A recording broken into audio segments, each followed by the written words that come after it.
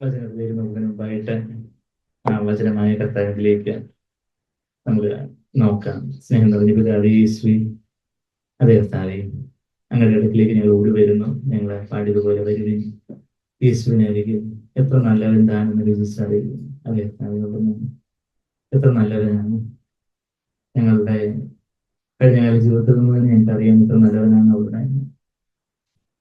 നന്ദി കർത്താവേ, നന്ദി. ഞങ്ങളെ അവിടുത്തെ വചനത്തിന് മുമ്പായി ആയിരിക്കുമ്പോൾ യേശുവെ അവിടുത്തെ ഇൻവെസ്റ്ററാണ്. അതെ കർത്താവേ, അത് മാത്രം ഞങ്ങൾ കേൾക്കണം. അത് മാത്രം മതി കർത്താവേ. യേശുവെ, മനുഷ്യന്റെ ഒരു ശബ്ദവും ഞങ്ങൾക്ക് ഒന്നിനും ഉദവുന്നില്ലല്ലോ. എന്നാൽ അവിടുത്തെ ശബ്ദം, അവിടുത്തെ വചനങ്ങൾ ആത്മാവും ജീവനുമാണ്. ആ ആത്മാവിന്റെയും ജീവനെ സമത്തിലേക്ക് ഞങ്ങൾ നയിക്കണം. അതെ കർത്താവേ, ഞങ്ങളുടെ വിശ്വാസം വർദ്ധിപ്പിച്ചു തരണമെന്ന് പ്രാർത്ഥിക്കുന്നു. എല്ലാ യേശു കർത്താവിന്റെ കിരികളെ മാത്രമേ നാം ആമേൻ. ലൂക്കോസിന് സുവിശേഷം 17-ാം അധ്യായത്തില് അപ്പോസ്തലന്മാര് കർത്താവിനോട് നേരിട്ട് ഇന്നെന്ന് പറയുവാണ്. ഒരു വളച്ചുകെട്ടും ചുറ്റിക്കെട്ടൊന്നും ഇല്ലാതെ. എന്താ പറയുന്നത്? ലൂക്കോസ് 17-ന്റെ 5-ാമത്തെ വാക്യത്തില് അപ്പോസ്തലന്മാർ കർത്താവിനോട് ഞങ്ങൾക്ക് വിശ്വാസം വർദ്ധിപ്പിച്ചു തരണമേ എന്ന് പറഞ്ഞ് ഒരു ഭാവാഭിനയൊന്നും ഇല്ലാതെ അവര് കുറച്ച് പിള്ളേർ വന്ന് പറയുന്നതൊക്കെ ഞങ്ങൾക്ക് വിശ്വാസം വർദ്ധിപ്പിച്ചു തരണേന്ന് വന്ന് പ്രാർത്ഥിക്കുക, വന്ന് പറയുക കർത്താവിനോട്. ഞാൻ ഇങ്ങനെ ആലോചിക്കുകയായിരുന്നു, നമ്മുടെ സഭയിൽ നമ്മള് ക്രൂശിന്റെ വചനം നമ്മൾ തന്നെ താഴ്ത്തുന്നതിന്റെയും വട്ടപൂജയാവുന്നതിന്റെയും അതുപോലെ നമ്മള് കർത്താവിനായിട്ട് നമ്മൾ തന്നെ എപ്പോഴും നമ്മളുടെ ഇഷ്ടം കർത്താവിനായിട്ട് സമർപ്പിക്കുന്നതിന്റെയൊക്കെ കാര്യങ്ങൾ നമ്മൾ എപ്പോഴും കേൾക്കുന്നു. എന്നാൽ യഥാർത്ഥത്തിലുള്ള ഒരു ക്രൂശിൽ എന്തുണ്ട്? ഒരു പുനരുത്ഥാനമുണ്ട്.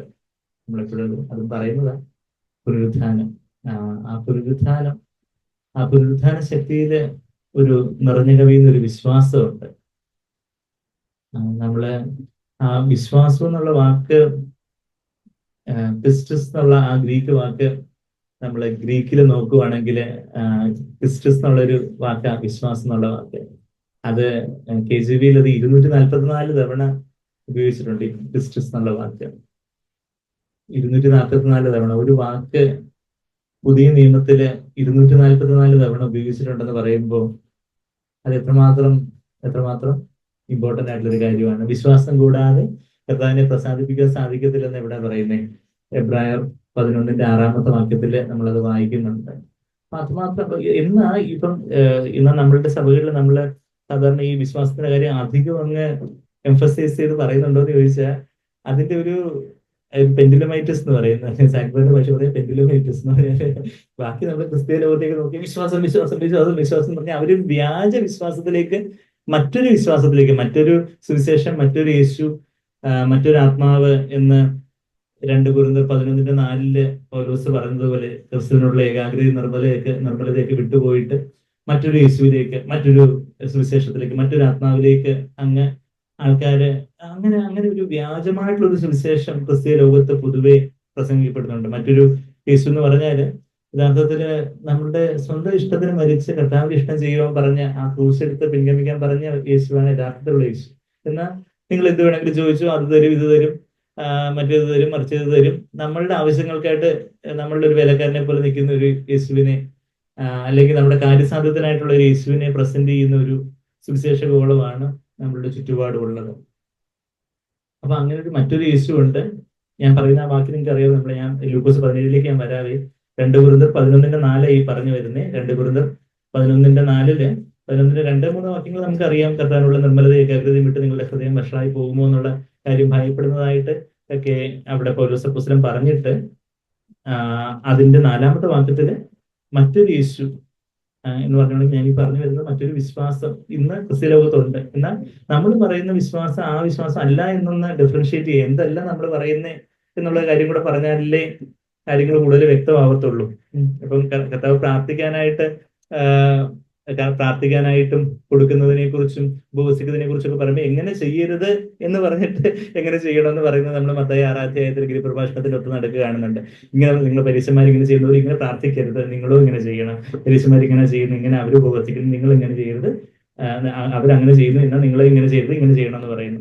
അതുപോലെ തന്നെ കൊടുക്കുന്ന കാര്യത്തിൽ അവര് എല്ലാവരെയും കാണിച്ചുകൊണ്ട് ആൾക്കാരെ പേര് കിട്ടാൻ വേണ്ടി ചെയ്യുന്നു. നിങ്ങളോ ഇടത് കൈ അറിയാലോ വലം കൈ കൊണ്ട് കൊടുക്കണമെന്ന് മത്തായി 6-ന്റെ ആദ്യത്തെ 17 വാക്യങ്ങളിൽ നമ്മൾ വായിക്കുന്നത് പോലെ എങ്ങനെ ചെയ്യരുത് എന്നുള്ളൊരു കാര്യം പറഞ്ഞാൽ നമുക്ക് കാര്യങ്ങൾ കുറച്ചുകൂടെ കത്തും എന്ന് പറയുന്നത് പോലെ ഇവിടെ 2 Corinthians 11:4 മറ്റൊരു യേശുവിനെ പ്രസംഗിക്കുന്ന ആൾക്കാര്, പിന്നെ വേറൊരു ആത്മാവ് എന്ന് പറഞ്ഞാൽ ഇന്ന് പരിശുദ്ധാത്മാവ്, യഥാർത്ഥത്തിൽ പരിശുദ്ധമായിട്ടുള്ള ആത്മാവ് നമ്മളെ പരിശുദ്ധിയിലേക്ക്, കർത്താവിന്റെ സ്വഭാവത്തിലേക്ക് നയിക്കുന്ന ആ ഒരു താഴ്മയുടെ യേശുവിന്റെ ഒരു ആത്മാവുണ്ട്. ആ സ്നേഹത്തിന്റെയും കാർക്കശ്യത്തിന്റെയും ഒരു പരിശുദ്ധാത്മാവുണ്ട്. എന്നാൽ ഇന്ന് ക്രിസ്തീയ ലോകത്ത് പരിശുദ്ധാത്മാവ് എന്ന് പറയുന്നത് എന്തുവാ?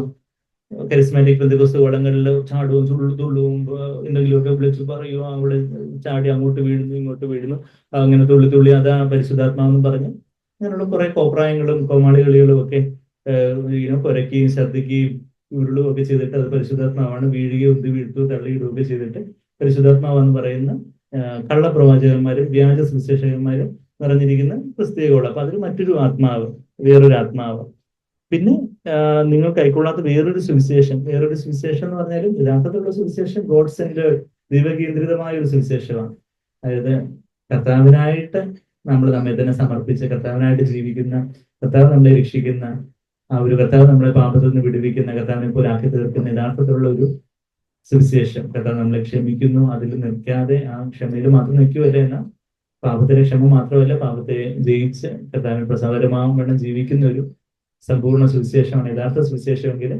മറ്റൊരു സുവിശേഷം എന്ന് പറഞ്ഞൊരു പാതി സുവിശേഷം, നിങ്ങൾ യേശുവിനെ അങ്ങ് രക്ഷിതാവായിട്ട് ഏറ്റെടുത്തു, ഇനി വിശ്വസിച്ചു, നിങ്ങൾ തോന്നിയ കണക്ക് എന്ത് വേണമെങ്കിലും ജീവിച്ചു, അങ്ങനെ ഒരു ഡയറക്റ്റായിട്ട് പറയത്തില്ല എങ്കിലും നേതാക്കന്മാരെ അങ്ങനെ ജീവിക്കുന്ന അണികളും അതുപോലെയുള്ള കാര്യങ്ങൾ ഇങ്ങനെ അവരുടെ മിനിസ്ട്രിക്ക് വേണ്ടി പൈസ കൊടുത്താൽ മതി, ഗീവ് താ എന്ന് രാഷ്ട്രീയക്കാർ വോട്ട് തേടുന്നവണക്ക് ഇവര് എന്താണ് പറയുന്നത്, ഇവരുടെ സഞ്ചിയും പാട്ടയും അതൊക്കെ എടുത്തുകൊണ്ട് ബക്കറ്റ് പിരിവ് എന്ന് പറയുന്നവണക്ക് ഇതുപോലൊക്കെയുള്ള പിരിവും ചില ആൾക്കാർ പറയുന്നുണ്ട് പള്ളിയിലങ്ങ് ചെല്ലാനേ പറ്റത്തില്ല, ആ പിരിവ് ഈ പിരിവ്, സംഭാവന ഈ സംഭാവന എന്നൊക്കെ പറഞ്ഞ് ഞാനൊന്നും പള്ളിയുടെ ഭാഗമായിട്ട് ഇരുന്നിട്ടില്ലാത്തതുകൊണ്ട് നമുക്ക് അറിയത്തില്ല. അപ്പൊ അതുപോലെയുള്ള ഓരോ കാര്യങ്ങൾ എന്നൊക്കെ പറഞ്ഞ് ഓരോ പണത്തിനായിട്ട് ഉള്ള ആ ഒരു വേറൊരു വ്യാജ സുവിശേഷം, ഒരു കൗണ്ടർ ഫീറ്റ് ഗോസ്പൽ, ഒരു വ്യാജമായിട്ടുള്ള. അപ്പൊ ഞങ്ങൾ പറയുന്നത് പോലെ ഒരു കൗണ്ടർ ഫീറ്റ് ഫെയ്ത്ത്, ഇന്നൊരു വേർഡ് ഓഫ് ഫെയ്ത്ത് മൂവ്മെന്റ് എന്നൊക്കെ പറയുന്നത്,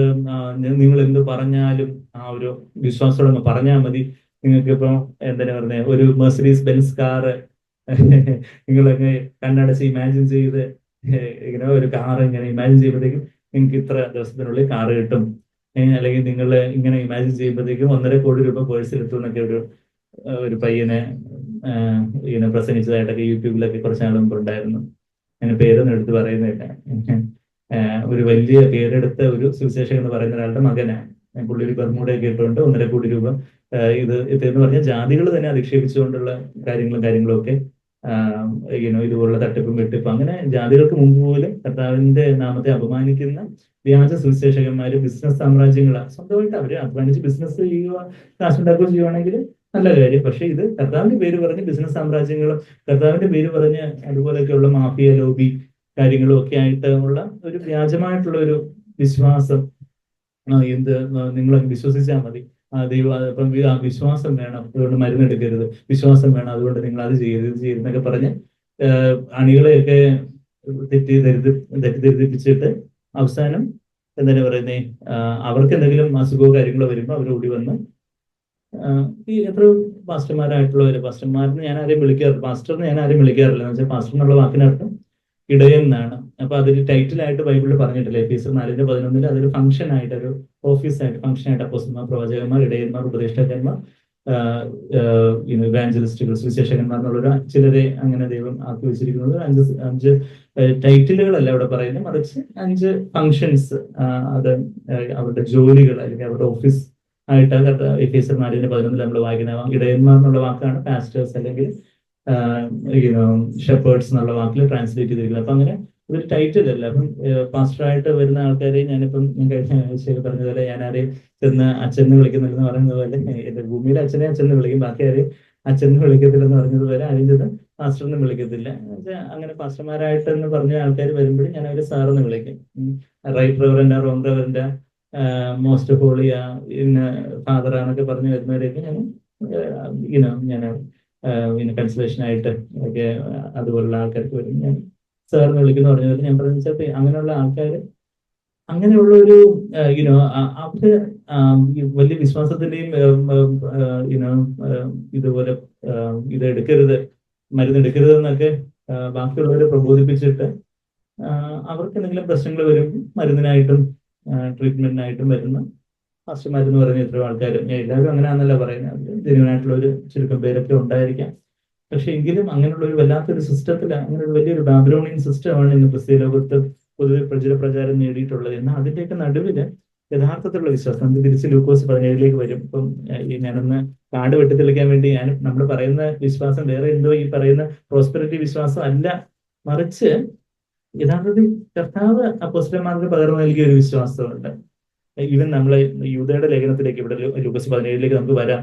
യൂദയുടെ ലേഖനത്തിലേക്ക് നമ്മൾ വരുമ്പോൾ, നമ്മൾ കഴിഞ്ഞ ആഴ്ച സാജിബേർ അന്ന് വന്ന് സംസാരിച്ച ആഴ്ചയിൽ ആ വചനം എടുത്തപ്പോൾ ഞാൻ അതിന്റെ തൊട്ട് മുമ്പുള്ള വാക്യങ്ങൾ വായിച്ചപ്പോൾ ആ വാക്യം നമ്മൾ അന്ന് കണ്ടായിരുന്നു. നമ്മൾ ആ യഥാർത്ഥത്തിലുള്ള വിശ്വാസത്തിനായിട്ട് പൊരുതണം എന്നുള്ളൊരു കാര്യം പറയുന്ന ഒരു കാര്യം, കണ്ടന്റ് ഫോർ ദ ഫെയ്ത്ത്. യൂദയുടെ ലേഖനം, അതായത് വെളിപാടിന് തൊട്ട് മുമ്പായിട്ട് യൂദയുടെ ലേഖനത്തിന്റെ 3-ാമത്തെ വാക്യത്തിൽ, പ്രിയരെ നമുക്ക് പൊതുവെയുള്ള രക്ഷയെക്കുറിച്ച് എഴുതുവാൻ സകല പ്രയത്നവും ചെയ്യുകയും, പൊതുവെയുള്ള രക്ഷയെക്കുറിച്ച് എഴുതാനാ ആദ്യം യൂദ വിചാരിച്ചത്. ഇത് ഇസ്കാരിയോത്തെ യൂദയൊന്നും അല്ല കേട്ടോ, തെറ്റിദ്ധരിക്കരുത്. യേശുവിന്റെ സഹോദരനായ യൂദ ഇത് എഴുതിയത്.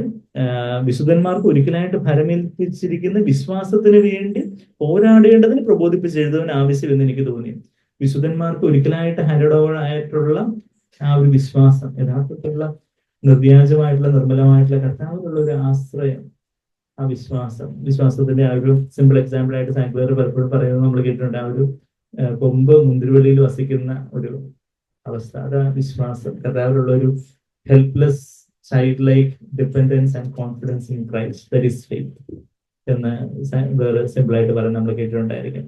ഫെയ്ത്ത് ഇസ് എ ഹെൽപ്ലെസ്, നിസ്സഹായതയോടെ ചൈൽഡ് ലൈക്ക്, ഒരു ശിശു സഹജമായിട്ട് കർത്താവിലുള്ള ഒരു ആശ്രയവും ആ ഒരു കോൺഫിഡൻസ്, ഒരു പ്രാഗൽഭ്യവും, അതാണ് വിശ്വാസം. വിശ്വാസം എന്ന് പറയുമ്പോൾ എന്തോ നമ്മളായിട്ട് ഉരുവാക്കിയെടുക്കുന്നത്, നമ്മളെ കണ്ണടച്ച് മുഷ്ടി ഉരുട്ടി ഞാനങ്ങ് വിശ്വസിക്കാൻ പോവുക, എനിക്കത് വരും ഇത് വരും, അങ്ങനെയുള്ള ഒരു വ്യാജ വിശ്വാസമല്ല, മറിച്ച് ദൈവത്തിൽ നിന്ന് തുടങ്ങി ദൈവത്തിലൂടെ ദൈവത്തിലേക്കുള്ളത് മാത്രമേ നിത്യതയിൽ നിലനിൽക്കുകയുള്ളൂ. നമ്മളിതാ റോമർ 11:36 നമ്മൾ വായിക്കുന്നത്, from God through God to God are all things. അത് മാത്രം നിത്യതയിൽ നിലനിൽക്കുന്ന കാര്യങ്ങൾ. യഥാർത്ഥത്തിലുള്ള വിശ്വാസം ദൈവത്തിന്റെ ദാനമായിട്ട്, ദൈവത്തിന്റെ പരിശുദ്ധാത്മാവിന്റെ ശക്തിയിൽ ദൈവത്തിന്റെ മഹത്വത്തിനായിട്ടുള്ളത് യഥാർത്ഥത്തിലുള്ള വിശ്വാസം. മറ്റേതൊക്കെ മനുഷ്യ നിർമ്മിതമായിട്ടുള്ള കൗണ്ടർ ഫെയ്ത്ത്, ഒരു പോസിറ്റീവ് തിങ്കിങ് എന്നൊക്കെ പറയുന്ന നമുക്ക് പോസിറ്റീവായിട്ട് അവരിങ്ങനെ ആലോചിച്ച് അങ്ങനെ ഇമാജിൻ ചെയ്യുന്നു, അത് എനിക്ക് രോഗം മാറി ആ ഒരു സ്വയം പ്രയത്നത്തിലുള്ള ഒരു കൗണ്ടർ ഫീറ്റ് ആയിട്ടുള്ള ഒരു കാര്യം. എന്നാൽ ഇവിടെ പറയുന്നത് എന്താ, യഥാർത്ഥത്തിലുള്ള ആ ഒരു വിശ്വാസത്തിനായിട്ട് പൊരുതേണ്ടതിന് വെച്ചാൽ അന്ന് തന്നെ ഈ വ്യാജ വിശ്വാസവും അതുപോലെ കയ്യിന്റെ വഴി, ബാലാമിന്റെ തെറ്റ്, അതിന്റെ 11-ാമത്തെ വാക്യത്തില് ബലയാമിന്റെ വഞ്ചന, കയ്യിന്റെ വഴി, അത് കഴിഞ്ഞിട്ട് കോരഹിന്റെ മത്സരം എന്നൊക്കെ പറയുന്ന പല പല ദുരുപദേശങ്ങളും തെറ്റായ കാര്യങ്ങളും ഒക്കെ അന്ന് 1-ാം നൂറ്റാണ്ടിൽ തന്നെ സഭയിലോട്ട് നുഴഞ്ഞു കയറാൻ വരുന്നു എങ്കിൽ ഇന്ന് 21-ാം നൂറ്റാണ്ടിൽ എത്തിയിരിക്കുന്ന നമ്മളെ കർത്താവിന്റെ വരവ് പടിവാതിൽക്കൽ എത്തിയിരിക്കുന്ന നമ്മളുടെ ഈ നൂറ്റാണ്ടിൽ എത്രയധികം എന്തെല്ലാം കള്ളത്തരങ്ങളിലുള്ള കാര്യങ്ങളെല്ലാം നടക്കുന്നു. എന്നാൽ അവിടെ എല്ലാം യഥാർത്ഥത്തിൽ അത് നമ്മൾ യൂദയുടെ 3-ാമത്തെ വാക്യത്തിൽ നമ്മൾ വായിച്ച്, വിശുദ്ധന്മാർക്ക് ഒരിക്കലായിട്ട് ഭരമേൽപ്പിച്ചിരിക്കുന്ന വിശ്വാസത്തിന് വേണ്ടി പോരാടേണ്ടതിന് പ്രബോധിച്ച് എഴുതുവാനാണ്. ആ യഥാർത്ഥത്തിലുള്ള വിശ്വാസത്തിന് വേണ്ടി ഒരു പോരാട്ടമുണ്ട്. ആ പോരാട്ടം എന്ന് പറഞ്ഞാൽ എന്താ, നമ്മള് ഈ ലോകവ്യവസ്ഥയ്ക്ക്, സാത്താനെതിരെ, ഈ ലോകവ്യവസ്ഥക്കെതിരെ, പിന്നെ നമ്മുടെ തന്നെ ജഡത്തിനും ഇഷ്ടമുള്ള കാര്യം, കുറച്ച് കൂടുതൽ പൈസ കിട്ടും, അത് കിട്ടും, ഇത് കിട്ടും, അങ്ങനെയൊക്കെ ഒരു പ്രോസ്പെറിറ്റി.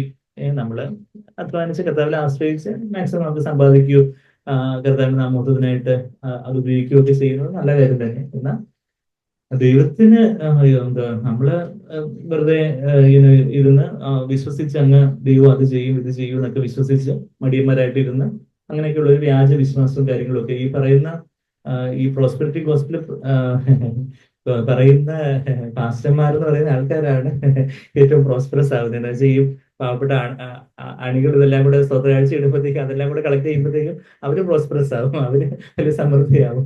എന്നാ ഈ പറയുന്ന അണികള് വഞ്ചിക്കപ്പെടുന്നു എന്നുള്ളതാണ്. ചില ആരോ പണ്ട് അമേരിക്കയിലും കണ്ടൊരു സ്റ്റഡി നടത്തി. അപ്പൊ ഈ വലിയ പ്രോസ്പെരിറ്റി ചർച്ചിന്റെ ആ അവരുടെ ചർച്ചിലെ അംഗങ്ങളുടെ ആസ്തിബലവും ഈ പാസ്റ്റർമാർ എന്ന് പറയുന്ന ഇവരുടെ ആസ്തിബലവും കൂടെ കമ്പയർ ചെയ്യുമ്പോൾ അംഗങ്ങളെല്ലാം ആദ്യം മുതൽ അവര് ഏത് സാമ്പത്തിക നിലയിലുണ്ടായിരുന്നു അതുപോലെ തന്നെ പിന്നെയും തുടരുന്നത്. എന്താ ഈ പാസ്റ്റർമാർ പ്രോസ്പെറസ് ആവുന്നുണ്ട് എന്ന് വെച്ചാൽ അവർക്ക് മാത്രമേ ഇത് അപ്ലൈ ചെയ്യുന്നുള്ളൂ. എന്ന് വെച്ചാൽ എന്താ ഇവരെല്ലാം കൂടെ കൊണ്ട് മണ്ടന്മാർ കൊണ്ടുപോയി മണ്ടന്മാരെന്ന് തന്നെ അവരോട് പറയാം, അവരെ കുറിച്ച് പറയണം. എന്ന് വെച്ചാൽ അവർ ഭോഷന്മാരാണ്. ഈ ഇങ്ങനെയുള്ള വ്യാജ സുവിശേഷത്തിൽ വിശ്വസിക്കുന്നവരെ they deserve to be deceived. താക്ബറിന്റെ ഭാഷ പറഞ്ഞാൽ they deserve to be deceived എന്ന് പറഞ്ഞാൽ വചനം സ്വന്തം ഭാഷയിൽ ഉണ്ടായിട്ടും അത് വായിച്ച് കർത്താവിലേക്ക് നോക്കാതെ ഈ കള്ളപ്രവാചകന്മാരെ നോക്കി വഞ്ചിക്കപ്പെടുന്നവര് വഞ്ചിക്കപ്പെടാൻ അർഹതയുള്ളവരാണ്. എന്ന് വെച്ചാൽ അവര് ഭോഷന്മാരാണ് ആത്മീയമായിട്ട് പറഞ്ഞ. അപ്പൊ അങ്ങനെയുള്ള കാര്യങ്ങളൊക്കെ ഉണ്ട്. നമുക്ക് തിരിച്ചപ്പം കാടൊക്കെ വിട്ട് തെളിച്ചു. ഇനിയിപ്പോ നമുക്ക് വാനം തോണ്ടാം, കെട്ടിടം പണി നമുക്ക് നമുക്ക് ലൂക്കോസ് 17:5 അവിടെ കർത്താവ് 17:5 ഈ അപ്പോസ്തലന്മാര് വന്ന് എന്താ പറയുന്നത്, ഞങ്ങളുടെ വിശ്വാസം വർദ്ധിപ്പിച്ചു തരണം, increase of faith Lord. Lord അതാ 5ാമത്തെ വാക്യത്തിൽ ലോർഡ് ഇൻക്രീസ് ഓഫ് ഫെയ്ത്ത്. വലിയ ഫ്ലവറി വേർഡ്സ് ഒന്നും അല്ല, വലിയ വലിയ ഞങ്ങള് അത് ഇത് എന്നൊക്കെ പറഞ്ഞ് വലിയ വലിയ കാര്യങ്ങളൊന്നും. ഞങ്ങൾക്ക് വിശ്വാസം എന്താ പറയാൻ കാരണം എന്ന് പറഞ്ഞാൽ കർത്താവിന്റെ തൊട്ട് മുൻപ് എന്താ പറഞ്ഞേ 4ാമത്തെ വാക്യത്തില് ദിവസത്തിൽ 7 വട്ടം നിന്നോട് നിങ്ങളുടെ സഹോദരൻ പിഴയ്ക്കുകയും തെറ്റ് ചെയ്യുകയും. ഒരാൾ നമ്മളോട് ഒരേ തെറ്റ് തന്നെ ഒരാൾ നമ്മളോട് ഒരിക്കൽ ദേഷ്യപ്പെട്ടു. അപ്പൊ പുള്ളി അതിന്റെ സോറി പറഞ്ഞു. സാരമില്ല വേറെ, പിന്നെയും വന്ന് ദേഷ്യപ്പെട്ടു കുറച്ച് കഴിയുമ്പോ. അപ്പൊ പറയാ സാരമില്ല, സോറി, ഓക്കെ. പിന്നെയും കുറച്ച് കഴിയുമ്പോ പിന്നെയും ദേഷ്യപ്പെടും. അപ്പൊ ഇതുപോലെ 7 വട്ടം ഇദ്ദേഹത്തിന് എന്തെങ്കിലും പ്രോബ്ലം ഉണ്ടോ? അപ്പൊ അതാ നമ്മള് 4ാമത്തെ ദിവസത്തിൽ 7 വട്ടം നിന്നോട് പിഴയ്ക്കുകയും 7 വട്ടം നിന്റെ അടുക്കൽ വന്ന് മാനസാന്തരപ്പെടുന്നു എന്ന് പറയുകയും ചെയ്താൽ അവനോട് ക്ഷമിക്കുക.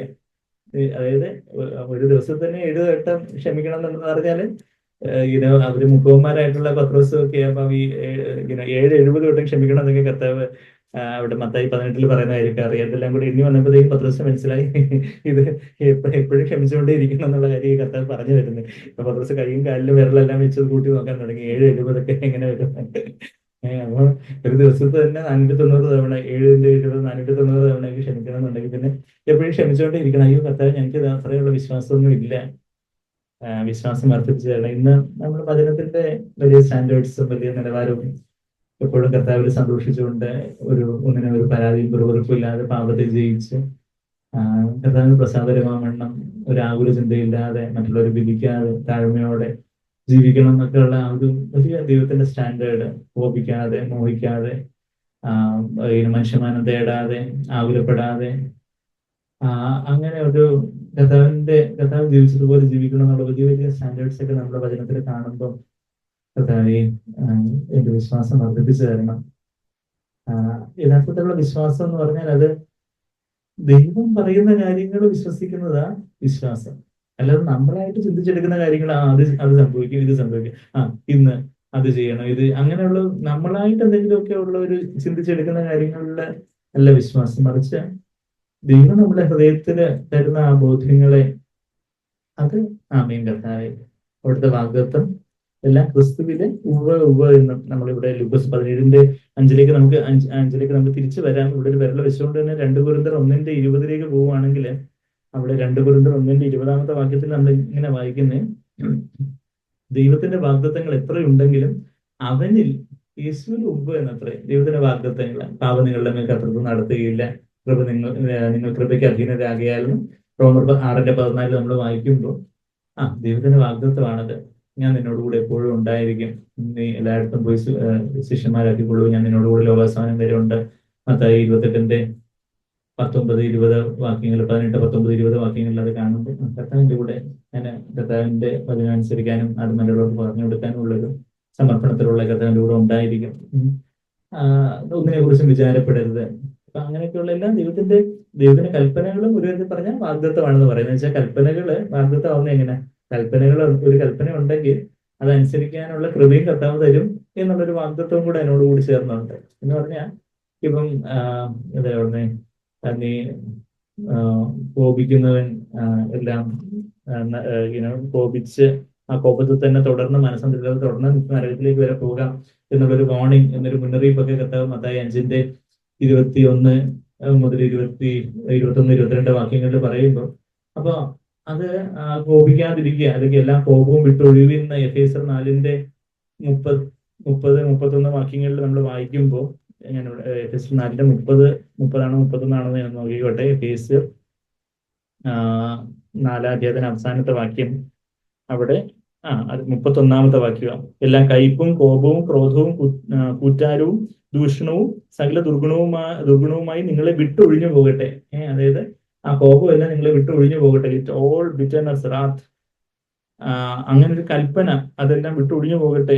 B put away from you along with all malice. ഇതെല്ലാം കോപം എല്ലാം സകല കോപവും കൂറ്റാരം എന്ന് പറഞ്ഞാൽ ഈ ചെറിയ കാര്യത്തിന് കിടന്ന ക്ലാമർ, വലിയ ബഹളം വെക്കുന്ന കാര്യങ്ങൾ, അങ്ങനെയൊക്കെയുള്ള കാര്യങ്ങളൊക്കെ വിട്ടൊഴിഞ്ഞു പോകട്ടെ എന്നുള്ളൊരു കൽപ്പന എന്ന് പറയുമ്പോൾ അവിടെ ഒരു വാക്തത്വം കൂടാണെന്നാ പറയാ. കൽപ്പന എന്ന് വെച്ചാൽ കർത്താവിന്റെ വചനത്തിൽ അങ്ങനെ പറഞ്ഞിട്ടുണ്ടോ, അതുകൊണ്ട് അത് അനുസരിക്കാൻ കർത്താവിനെ സഹായിക്കും.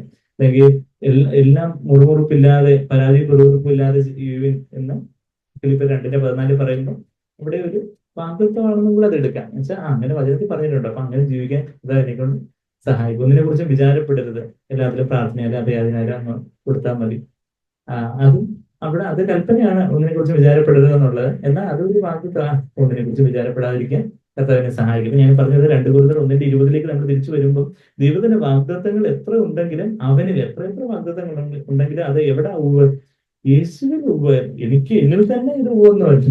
എനിക്ക് എന്നിൽ തന്നെ ഒരു കൽപ്പനയോ വാഗ്ദത്തം ഒന്നും ക്ലെയിം ചെയ്യാനോ അനുസരിക്കാനോ ഒന്നും, ക്ലെയിം ചെയ്യാന്ന് പറഞ്ഞാൽ എന്താ, അത് ഏറ്റെടുക്കാനോ, അത് ക്ലെയിം ചെയ്യാന്നുള്ള വേറെ വാക്ക് എന്തെങ്കിലും ഉണ്ട്.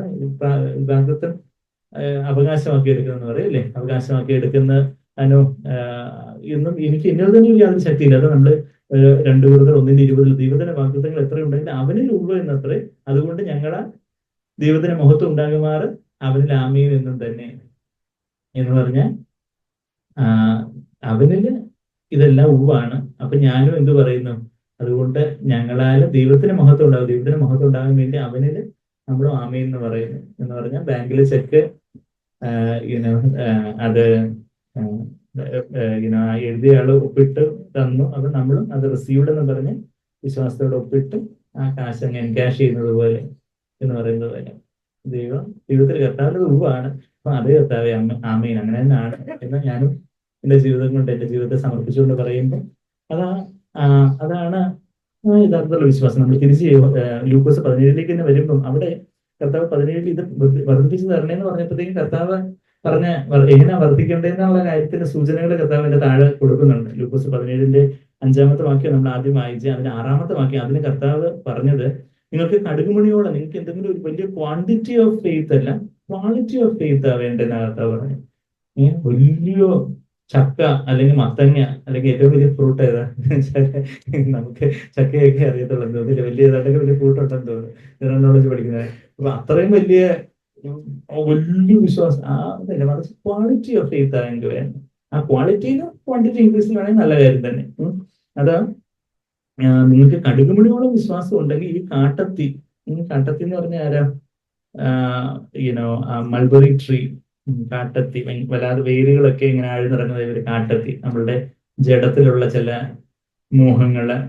രാഗങ്ങളും ജഡത്തിന്റെ രാഗമോഹങ്ങൾ എന്നൊക്കെ പറയുന്ന ഒരു കാട്ടത്തി മാതിരി, നമ്മുടെ കോപവും മോഹവും ആകുല ചിന്തകളും ഒക്കെ ഇങ്ങനെ ഒരു കാട്ടത്തി മാതിരി നമ്മളുടെ ജഡത്തിലുള്ള കാര്യങ്ങൾ, ആ കാട്ടത്തിയോട് വേരോട് പറഞ്ഞ് കടലിൽ നട്ടുപോവുക എന്ന് പറഞ്ഞ് അങ്ങനെ അനുസരിക്കും. നമ്മൾ ഇവിടെ ചെന്ന് ഈ മരം അങ്ങോട്ട് പോട്ടെ ഇവിടെ നിന്ന് ഇങ്ങനെ പറയുന്ന കാര്യമല്ല. പണ്ട് ഇതന്നെ അമ്മച്ചി വിശ്വസിച്ച കഥയൊക്കെ നമ്മൾ കേട്ടിട്ടുണ്ടായിരിക്കും. അവിടെ വലിയൊരു മലയുണ്ടായിരുന്നു. അപ്പൊ ഇദ്ദേഹം സഭയിലെ വചനം പറഞ്ഞ ആള് പറഞ്ഞു കൊടുത്തു, മലയോട് മാറി പോകുന്നു പറഞ്ഞു. അപ്പൊ അമ്മച്ചി രാത്രിയിൽ പ്രാർത്ഥിച്ചിട്ട് കിടന്നു, ആ മല നാളെ മാറിപ്പോകുന്നു. അതുകൊണ്ട് പിറ്റേ ദിവസം രാവിലെ കണ്ടു, ആ മല മാറിപ്പോയി, വിശ്വസിക്കുന്നു, യേശുവിന്റെ നാമത്തിലെല്ലാം ശാസിക്കുന്നു എന്നൊക്കെ പറഞ്ഞ് കണ്ടു. മല അതുപോലെ തന്നെ എന്നൊക്കെ യഥാർത്ഥത്തിലുള്ള ലിറ്ററേറ്റർ മല മാറി. ഒഫ്കോഴ്സ് ഇനി മല മാറിപ്പോകേണ്ട എന്തെങ്കിലും ഒരു ആവശ്യഘട്ടത്തിൽ നമ്മൾ ഇനിയിപ്പോ വല്ല മഹോപദ്രവത്തിന്റെ സമയത്ത് വല്ല മലയും മാറിപ്പോകേണ്ട ഒരു അവസ്ഥ വരുവാണെങ്കിൽ ദൈവം അത് ചെയ്യാൻ, ദൈവത്തിന് ദൈവം സൂപ്പർനാച്ചുറൽ ആയിട്ടുള്ള കാര്യങ്ങൾ ചെയ്യുന്ന ദൈവം നമ്മുടെ ജീവിതത്തിൽ നമ്മൾ അതുപോലുള്ള അതീന്ദ്രിയമായ അത്ഭുതങ്ങൾ അനുഭവിച്ചിട്ടുള്ളവരാണ്. നമ്മൾ പല രോഗസൗഖ്യങ്ങളും എല്ലാ കാര്യങ്ങളെല്ലാം യഥാർത്ഥത്തിലുള്ള രോഗസൗഖ്യങ്ങളും അത്ഭുതങ്ങളും എല്ലാം ഇന്നും ഉണ്ട്. എസ്പെഷ്യലി പയനിയറിംഗ് മിനിസ്ട്രി, അതായത് ഇതുവരെ സുവിശേഷം എത്തിയിട്ടില്ലാത്ത ഇടങ്ങളിൽ സുവിശേഷം കൊണ്ടുവരുന്നവർക്കാണ് യഥാർത്ഥത്തിലുള്ള വലിയ വലിയ മിറക്കിൾസ് ദൈവം ചെയ്യുന്നത്. എന്നാൽ ഇപ്പോൾ ഇവിടെയൊക്കെ സുവിശേഷങ്ങളൊക്കെ നമ്മൾ തോമസിന്റെ കാലം മുതൽ AD 54 മുതൽ ഇവിടെ സുവിശേഷം എത്തിയിട്ടുള്ള കേരളം ആയതുകൊണ്ട് ദൈവം അത്യാവശ്യം നമ്മളുടെ വിശ്വാസത്തിന് നമ്മളുടെ ആശ്വാസത്തിനും ഒക്കെ ആയിട്ട് ദൈവം ചില അത്ഭുതങ്ങളും കാര്യങ്ങളും ഒക്കെ ദൈവത്തിന്റെ കരുണയിൽ ചെയ്യുന്നുണ്ട്. എന്നാൽ അതിന്റെ ആ ഒരു മല എന്ന് പറഞ്ഞാൽ എന്താ, നമ്മളെ ആത്മീയമായിട്ട് പ്രതിബന്ധമായിട്ട് നിൽക്കുന്ന എന്തെങ്കിലും കാര്യങ്ങൾ നമ്മുടെ ജീവിതത്തിൽ ഉണ്ടെങ്കിൽ, ചില തടസ്സങ്ങൾ, ചില ചില കാര്യങ്ങൾ നമ്മുടെ തന്നെ പ്രായോഗിക ജീവിതത്തിലുള്ള ചില തടസ്സങ്ങളോ രോഗാവസ്ഥകളോ പല തരത്തിലുള്ള ഇത് നമ്മുടെ ഭൗതിക ആവശ്യങ്ങൾ തന്നെ, ആത്മീയമായിട്ടുള്ള കാര്യങ്ങൾ. ഇപ്പൊ ഞാൻ ഈ വിശ്വാസം എന്ന് പറയുമ്പോൾ പ്രോസ്പെറിറ്റി ഫെയ്ത്ത് അല്ല എന്ന് പറയുമ്പോൾ തന്നെ ആത്മീയമുള്ള കാര്യങ്ങളിൽ മാത്രമല്ല വിശ്വാസമില്ല, നമ്മുടെ ഭൗതികമായിട്ടുള്ള കാര്യങ്ങൾ. ശരിയാണ്, നമുക്കിപ്പോ കർത്താവേ നമ്മളുടെ എന്തെങ്കിലും ഒരു നമ്മുടെ കുഞ്ഞുങ്ങളുടെ പരീക്ഷ, അല്ലെങ്കിൽ എന്താണ് പറയുന്നത്, നമ്മുടെ ഒരു ജോലി ഇന്റർവ്യൂ, അല്ലെങ്കിൽ എന്തെങ്കിലും രോഗാവസ്ഥ മാറുന്ന കാര്യം, അതെല്ലാം വരുന്ന എല്ലാം ഒരു ഹോൾ പാക്കേജ് വരുന്ന കാര്യം തന്നെ. എന്നുവെച്ചാൽ നമ്മൾ മറ്റൊരു പറയുന്നത് എക്സ്ട്രീം അല്ല, അത് വേണം ഇത് വേണം പറഞ്ഞൊരു ഗ്രീഡി ഫെയ്ത്ത്, ഒരു പ്രോസ്പെറിറ്റി, അങ്ങനെയുള്ള ഒരു വ്യാജ വിശ്വാസത്തിന്റെ കാര്യമല്ല. മറിച്ച് മുമ്പേ അവന്റെ രാജ്യവും നീതിയും തേടുമ്പോൾ വേണ്ടുന്നതെല്ലാം കൂടെ കൊടുക്കുന്ന കർത്താവ് മത്തായി 6:33 പറയുന്നത്. അപ്പം നമ്മുടെ ആവശ്യങ്ങളെല്ലാം കർത്താവ് നിറവേറ്റാൻ മതിയാവില്ല. ഫിലിപ്പിയർ 4:19 നമ്മുടെ ഗ്രീഡല്ല, നമ്മുടെ നീഡല്ല, നമ്മളുടെ അത്യാഗ്രഹമല്ല, മറിച്ച് നമ്മുടെ ആവശ്യങ്ങളെല്ലാം ക്രിസ്തു യേശുവിൽ അവന്റെ സമൃദ്ധിക്കൊത്തവണ്ണം. നമ്മൾ ഇവിടെ ഒരു വിരൽ വെച്ചോണ്ട് ആ ഫിലിപ്പിയർ 4:19 നമുക്ക് എല്ലാവർക്കും പരിചയമുണ്ടോ? മത്തായി 6:30 എല്ലാവർക്കും അറിയാവുന്ന ഒരു വിശ്വാസം. മുമ്പേ ഒരു രാജ്യവും നീതിയും തേടുന്നവര് അതെല്ലാം കൂടെ കൊടുക്കപ്പെടും എന്ന് പറയുന്നുണ്ട്. പിന്നെ ഫിലിപ്പിയർ 4:19 തീർച്ചയായിട്ടും നമ്മളത് ഒരു സൂപ്പർ സ്പിരിച്വൽ ആയിട്ടുള്ള അങ്ങനെയുള്ള ഒരു വിശ്വാസം എല്ലാം നമ്മുടെ പ്രായോഗിക ജീവിതത്തിലും തീർച്ചയായിട്ടും അത് പ്രതിഫലിക്കുന്ന കാര്യമാണ്. ഫിലിപ്പിയർ 4:19 എന്റെ ദൈവമോ, അവിടെ പൗലോസ് ജയിലിൽ കിടന്നുകൊണ്ടേ പറയുന്നത്, എന്റെ ദൈവം നിങ്ങളുടെ ബുദ്ധിമുട്ട്, നിങ്ങൾ ജയിലിൽ പുറത്ത് സൂചിച്ച് കഴിയുന്ന ആൾക്കാരുണ്ടല്ലോ, നിങ്ങൾക്ക് ബുദ്ധിമുട്ടുണ്ടെന്ന് എനിക്കറിയാം, പക്ഷെ എന്റെ ദൈവം നിങ്ങളുടെ ബുദ്ധിമുട്ട് തീർക്കുന്നതാണ്. വളരെ വിരോധാഭാസം എന്നവണ്ണം പൗലോസ് പറഞ്ഞത്, എന്റെ ദൈവമോ നിങ്ങളുടെ ബുദ്ധിമുട്ടൊക്കെയും മഹത്വത്തോടെ തന്നെ ധനത്തിനൊത്തവണ്ണം ക്രിസ്തുയേശുവിൽ പൂർണ്ണമായി തീർത്തു തരും. നമ്മുടെ ബുദ്ധിമുട്ട് അല്ലെങ്കിൽ നമ്മുടെ നീഡ്, അതെല്ലാം കർത്താവ് നമ്മുടെ ഗ്രീഡല്ല, നമ്മുടെ അത്യാഗ്രഹമല്ല, പക്ഷെ നമ്മളുടെ യഥാർത്ഥത്തിൽ നമുക്ക് ആവശ്യമായിട്ടുള്ള കാര്യങ്ങൾ, നമ്മളുടെ അത്യാവശ്യമായിട്ടുള്ള കാര്യങ്ങൾ നമുക്ക് നമ്മുടെ ജോലിയോ പഠിത്തമോ നമ്മുടെ വീടോ അതുപോലുള്ള നമ്മളുടെ ആവശ്യങ്ങൾ യഥാർത്ഥത്തിലുള്ള നമുക്ക് വേണ്ടുന്നതായിട്ടുള്ള ദൈവം നമുക്ക് ദൈവത്തിന്റെ ഹിതമാണെന്ന് ദൈവം നമുക്ക് ഹൃദയത്തിലെ ഒരു ബോധ്യം തന്നിട്ടുള്ള കാര്യങ്ങൾ, ആ കാര്യങ്ങൾ നമുക്ക് പ്രാർത്ഥിക്കാം. ചില കാര്യങ്ങൾ ദൈവത്തിന്റെ ഹിതമാണോ ഇല്ലയോ എന്ന കാര്യത്തിൽ നമുക്ക് ഉറപ്പില്ല. കർത്താവേ അവിടുത്തെ ഹിതമാണോ ഇല്ലയോ അറിയത്തില്ല ഈ കാര്യം, പക്ഷെ എങ്കിലും നമ്മൾ പ്രാർത്ഥിക്കാം. കർത്താവേ അങ്ങനെ ഞാൻ പ്രാർത്ഥിക്കുന്നു, പക്ഷെ എങ്കിലും എന്റെ ഹിതം പോലെയല്ല അവിടുത്തെ ഹിതം പോലെ തന്നെ നമ്മൾ ആ ഒരു വാക്യവും കൂടെ അങ്ങ് അവസാനം അങ്ങ് ആഡ് ചെയ്താൽ മതി. കർത്താവേ ചില കാര്യങ്ങൾ ദൈവത്തിന്റെ ഹിതമാണോ ഞാൻ ഈ പ്രാർത്ഥിക്കുന്നത്, അതോ അവിടുത്തെ ഹിതം അല്ലേ എന്നുള്ള കാര്യത്തിൽ നമുക്ക് തീർച്ചയില്ല, സാധ്യതയില്ല. കർത്താവെങ്കിലും ഞാനിത് എന്റെ ഹൃദയത്തിലൊരു ആഗ്രഹം ഇങ്ങനെ, പക്ഷെ എങ്കിലും കർത്താവ് ഇത് അവിടുത്തെ ഇഷ്ടമാണോ എന്നുള്ള കാര്യം എനിക്ക് അറിയത്തില്ല, എന്റെ ഇഷ്ടം പോലെ അവിടുത്തെ ഇഷ്ടം പോലെ ആവട്ടെ എന്നൊക്കെ പറയുന്നൊരു കാര്യം. തിരിച്ച് നമ്മൾ ലൂക്കോസ് 17 വീണ്ടും വരും. അപ്പൊ കാട്ടത്തിയോട് നമ്മൾ ജഡത്തിലുള്ള ചില പാപസ്വഭാവങ്ങളായിരിക്കാം, അല്ലെങ്കിൽ വലിയൊരു മലയുടെ എക്സാമ്പിൾ കർത്താവ് വേറെ ഇടങ്ങളിൽ പറയുന്ന കാര്യം നമുക്കറിയാം. അതുപോലൊക്കെയുള്ള വലിയ പ്രതിബന്ധങ്ങളും കാര്യങ്ങളും ഒക്കെ വരുമ്പോഴും പുറത്തുള്ള പ്രതിബന്ധങ്ങളാവട്ടെ, മലയെന്ന് പറയുമ്പോൾ പുറത്തുള്ള പ്രതിബന്ധങ്ങളെ, കാട്ടത്തിൽ നമ്മുടെ ജഡത്തിൽ തന്നെയുള്ള പിശാചിന്റെ ഒരു ഏജന്റ് നമ്മളിൽ തന്നെ ഉള്ളതാണ് ഈ ഫ്ലഷ്, ജഡത്തിൽ തന്നെയുള്ള ചില പ്രതിബന്ധങ്ങളാവട്ടെ, പുറത്ത് പിശാചായിട്ട് ചില മനുഷ്യരിലൂടെ ഉണ്ടാക്കും ചില വലിയ തടസ്സങ്ങളോ കാര്യങ്ങളോ ഒക്കെ ആവട്ടെ, അതെല്ലാം കർത്താവേ അവിടുത്തെ നാമത്തിലെല്ലാം നീങ്ങി പോകട്ടെ, അവിടെ നിന്നെല്ലാം ചെയ്യാൻ മതിയായവനാണ് എന്നുള്ളൊരു വിശ്വാസം. അപ്പൊ ആ വിശ്വാസം എങ്ങനെയാ കിട്ടുന്നേ? കർത്താവ് ഒരു ഉപമ പറയുക അതിന്റെ തൊട്ട് താഴെ. അപ്പൊ ആ ഉപമ ശരിക്കും പറഞ്ഞാൽ നമ്മൾ വായിച്ചു നോക്കിയാൽ അരി എത്രാന്ന് ചോദിച്ചാൽ പയറഞ്ഞാടി എന്ന് പറയുന്നത് നമുക്കൊരു ഉപമയാണ്. എന്ന് വെച്ചാല് എന്താ വിശ്വാസം വർദ്ധിപ്പിക്കണമെന്ന് പറയുമ്പോൾ കർത്താവ് എന്തോ അടിമദാസന്റെ കാര്യം അവിടെ യജമാനന് ആഹാരം ഒരുക്കുന്ന കാര്യമൊക്കെ പറയുന്നത്. അപ്പം കർത്താവ് അല്ലെങ്കിൽ തന്നെ അന്ധോബന്ധം ഇല്ലാത്ത കാര്യങ്ങളാണ് പറയുന്നത് നമ്മൾ പലപ്പോഴും നമുക്ക് തോന്നും. പക്ഷെ ശരിക്കും അതിന്റെ ആഴങ്ങൾ അറിഞ്ഞു വരുമ്പോൾ കർത്താവ് ഇതിനെ വളരെ ആപ്റ്റായിട്ടുള്ള കാര്യമാണ് കർത്താവ് പറഞ്ഞത്. അപ്പൊ എങ്ങനെ വിശ്വാസം വർദ്ധിക്കണം എന്നുള്ള കാര്യം തൊട്ട് താഴെ 7-ാമത്തെ വാക്യത്തിൽ പറയും, നിങ്ങൾ ആർക്കെങ്കിലും ഉഴുകയോ മേയ്ക്കുകയോ ചെയ്യുന്ന ഒരു ദാസൻ ഉണ്ടെന്നിരിക്കട്ടെ. ഒരു ദാസൻ, ഒരു അടിമദാസൻ, അവന് ക്രിസ്ത്യൻ മിനിസ്ട്രി 2 ടൈപ്പിലുണ്ടെന്ന് പറയാം. ഉഴുന്ന പ്ലവിങ് മിനിസ്ട്രി ഉണ്ട്, പിന്നെന്താ മേയ്ക്കുന്ന മിനിസ്ട്രി ഉണ്ട്, ഷെപ്പേർഡിങ് മിനിസ്ട്രി ഉണ്ട്. എന്ന് പറഞ്ഞാൽ പ്ലവിങ് മിനിസ്ട്രി എന്ന് പറഞ്ഞാൽ എന്താ? സുവിശേഷവൽക്കരണം, ഇവാഞ്ചലിസ്റ്റിക് മിനിസ്ട്രി. നമ്മൾ ഇതുവരെ സുവിശേഷം എത്തിയിട്ടില്ലാത്ത കഠിന നിലങ്ങളെയൊക്കെ ദൈവത്തിന്റെ വചനമാകുന്ന മമ്മട്ടി കൊണ്ട് കിളച്ച് ഉഴുതു മറിക്കുന്നു. അങ്ങനെ ഉഴുന്ന നിലങ്ങളിലാണ് ദൈവത്തിന്റെ വചനമാകുന്ന വിത്ത് വിതയ്ക്കേണ്ടതായിട്ടുള്ളത്. അങ്ങനെ പ്ലവിങ് മിനിസ്ട്രി ഉണ്ട്, ഇവാഞ്ചലിസ്റ്റിക് മിനിസ്ട്രി. പിന്നെ മേയ്ക്കുന്ന വിശ്വാസത്തിലേക്ക് വന്ന ആടുകളായിട്ടുള്ളവരെ ഷെപ്പേർഡ് ചെയ്യുന്ന ഒരു മിനിസ്ട്രി. നമ്മളെ ഇപ്പൊ സഭയിൽ നമ്മള് നമ്മളുടെ കൂട്ടു സഹോദരങ്ങളെ കർത്താവിൽ നടത്തുകയും അവരെ ആശ്വസിപ്പിക്കുകയും പ്രബോധിപ്പിക്കുകയും അങ്ങനെ അത് ഷെപ്പേർഡിങ് മിനിസ്ട്രി. അപ്പൊ നമ്മൾ ഇത് സുവിശേഷം അറിയാത്തില്ലാത്ത ഇടങ്ങളിലേക്ക് നമ്മൾ ചിലപ്പം നമ്മൾ പലയിടങ്ങളിൽ പലരെയും കണ്ടുമുട്ടുന്നു, അല്ലെങ്കിൽ നമ്മുടെ ഫോണിൽ കൂടെ തന്നെ പല കോണ്ടാക്ട് നമ്മൾ പലരോട് സുവിശേഷം എത്തിക്കാൻ, കർത്താവിന്റെ വചനം എത്തിക്കാൻ നോക്കുന്നു. അതൊരു പ്ലവിങ് മിനിസ്ട്രിയാണ്. ഇപ്പം ചിലപ്പോൾ നമ്മളുടെ ചില സുഹൃത്തുക്കളെ കുറിച്ചൊക്കെ നമ്മളിങ്ങനെ ഈ എന്താ മമ്മട്ടി വെച്ച് ആഞ്ഞു കുറെ വർഷങ്ങളായിട്ട് വിട്ടുന്നുണ്ടായിരിക്കുന്നു, വിടുന്നില്ല. അതുപോലെയുള്ള ചില കഠിന ഹൃദയങ്ങളെ ഒക്കെ വിടാൻ വേണ്ടി നമ്മൾ അങ്ങനെ ഒരു പ്ലവിങ് മിനിസ്ട്രി ഉണ്ട്, ഉഴുന്ന മിനിസ്ട്രി ഉണ്ട്. മേയ്ക്കുന്ന ഓൾറെഡി കർത്താവിലേക്ക് വന്നവര് അവർ അങ്ങനെ തന്നെ ഇമ്മച്ചുറായിട്ട് ഇരിക്കാൻ, അപക്വതയോടെ ഇരിക്കാനില്ല, അവര് കർത്താവിന്റെ പൂർണ്ണ വളർച്ചയോടെ വളർന്നു വരണം. അവർ മേയ്ക്കുന്ന മിനിസ്ട്രി. അതാ ഇവിടെ 17-ാമത്തെ വാക്യം, 17-ന്റെ വാക്യം, നിങ്ങളിൽ ആർക്കെങ്കിലും ഉഴുകിയോ മേയ്ക്കുകയോ ചെയ്യുന്ന ഒരു ദാസൻ ഉണ്ടെന്നിരിക്കട്ടെ, അവൻ വയലിൽ നിന്ന് വരുമ്പോ നീ ക്ഷണത്തിൽ വന്ന് ഊണിനിരിക്കുക എന്ന് അവനോട് പറയുന്നു. വേലക്കാരനെ അപ്പൊ നമ്മളിത് വായിക്കുമ്പോ എന്തോ ഏതാണ്ട് വല്ല ജന്മി മനോഭാവത്തെയൊക്കെ കർത്താവ് പ്രോത്സാഹിപ്പിക്കുകയാണ് എന്നൊക്കെ നമുക്ക് ആദ്യം വായിക്കുമ്പോ ഒരു വല്ലായ്മ നമുക്ക് തോന്നും. പക്ഷെ കർത്താവ് പറയുന്നത് എന്താ, അതിന്റെ ആഴത്തിലുള്ള അർത്ഥം മനസ്സിലാകുമ്പോ എന്താ കർത്താവ് പറഞ്ഞു വരുന്നേ, അന്നത്തെ ആ ഒരു യഹൂദന്മാരുടെ ഇടയിലുള്ള ആ ഒരു കാര്യം അത് കർത്താവ് എടുത്തു പറഞ്ഞിട്ട് അത് ദൈവത്തോടുള്ള ബന്ധത്തിന് നമ്മുടെ വിശ്വാസം വർദ്ധിക്കാൻ കാരണമാകുന്ന ഒരു കാര്യമായിട്ട് കർത്താവ് പറയുക. അപ്പം ആദ്യം ഇപ്പൊ ഈ ദാസന് അധ്വാനിച്ച് ക്ഷീണിച്ച് വരുവാണ് എങ്കിൽ പോലും ദാസൻ ആദ്യം ആർക്ക് എന്താ ഇപ്പോഴത്തെ ഇങ്ങനെ എത്ര നിൽക്കുന്ന ആൾക്ക് അങ്ങനൊന്നും അല്ല നമുക്കറിയാം. പക്ഷെ അന്നത്തെ അടിമ സമ്പ്രദായത്തിലും കാര്യങ്ങളൊക്കെ എന്താ ആദ്യം വന്ന് യജമാനന് വീണ്ടും ആഹാരം ഒരുക്കുന്ന ഒരു കാര്യമാണ്. അല്ല, അതാ 8-ാമത്തെ വാക്യം, അല്ല എനിക്ക് അത്താഴം ഒരുക്കുക, ഞാൻ തിന്നു കുടിച്ച് തീരുവോളം അര കെട്ടി എനിക്ക് ശുശ്രൂഷ ചെയ്യുക, എന്റെ കാലൊക്കെ തിരുമ്മി തന്ന് അതെല്ലാമൊക്കെ കഴിഞ്ഞിട്ട് മതി നീ പോയി കഴിക്കുന്നേ. അത് നമുക്ക് ഓഫ്കോഴ്സ് അങ്ങനെയല്ല നമ്മളെ ഒരിക്കലും ചെയ്യേണ്ടത്. പക്ഷെ അപ്പൊ അന്നത്തെ ഒരു സമ്പ്രദായം അത് എടുത്തിട്ട് അതിന്റെ ഒരു ആത്മീയ ഉപമ എന്ന് പറഞ്ഞാല് ദൈവമാണ് യജമാനൻ, നമ്മളൊരു ദാസനാണ്. നമ്മള് മറ്റുള്ളവർക്ക് സുവിശേഷം പറയുന്നു, സുവിശേഷം പറഞ്ഞവരെ കർത്താവിൽ ഉത്സാഹിപ്പിക്കുന്നു, അങ്ങനെയുള്ള മിനിസ്ട്രി കാര്യങ്ങളും എല്ലാം ഉണ്ട്. എങ്കിലും കർത്താവിൽ നിന്ന് നമുക്കൊരു ആഹാരം കിട്ടണമെങ്കിൽ നമ്മൾക്ക് കർത്താവിന് ആഹാരം ഒരുക്കേണ്ടതായിട്ടുണ്ട്. കർത്താവിന് എന്താ ആഹാരം ഒരുക്കേണ്ടത്? നമ്മളെ എന്താ ഇഞ്ചി പച്ചമുളകും വെണ്ടയ്ക്കയും വഴുതനങ്ങയും അരിയൊക്കെ ഇട്ട് പയർ വേവിച്ച് അങ്ങനെ കർത്താവിന് ആഹാരം ഒരുക്കുന്ന കാര്യമല്ല പറയുന്നത്. കർത്താവിന്റെ ആഹാരം നമ്മൾ മുമ്പ് പലപ്പോഴും കണ്ടിട്ടുണ്ട്. ഇവിടെ ലേവ്യർ 3-ാം അധ്യായത്തിൽ കർത്താവിന്റെ ആഹാരം എന്താണെന്ന് പറയുന്നുണ്ട്. ലേവ്യർ 3-ാം അധ്യായത്തിന്റെ 11-ാമത്തെ വാക്യവും 16-ാമത്തെ വാക്യത്തിലും കർത്താവിന്റെ ഭോജനം എന്താണെന്ന് ചോദിച്ചാൽ യാഗമാണ് കർത്താവിന്റെ ഭോജനം.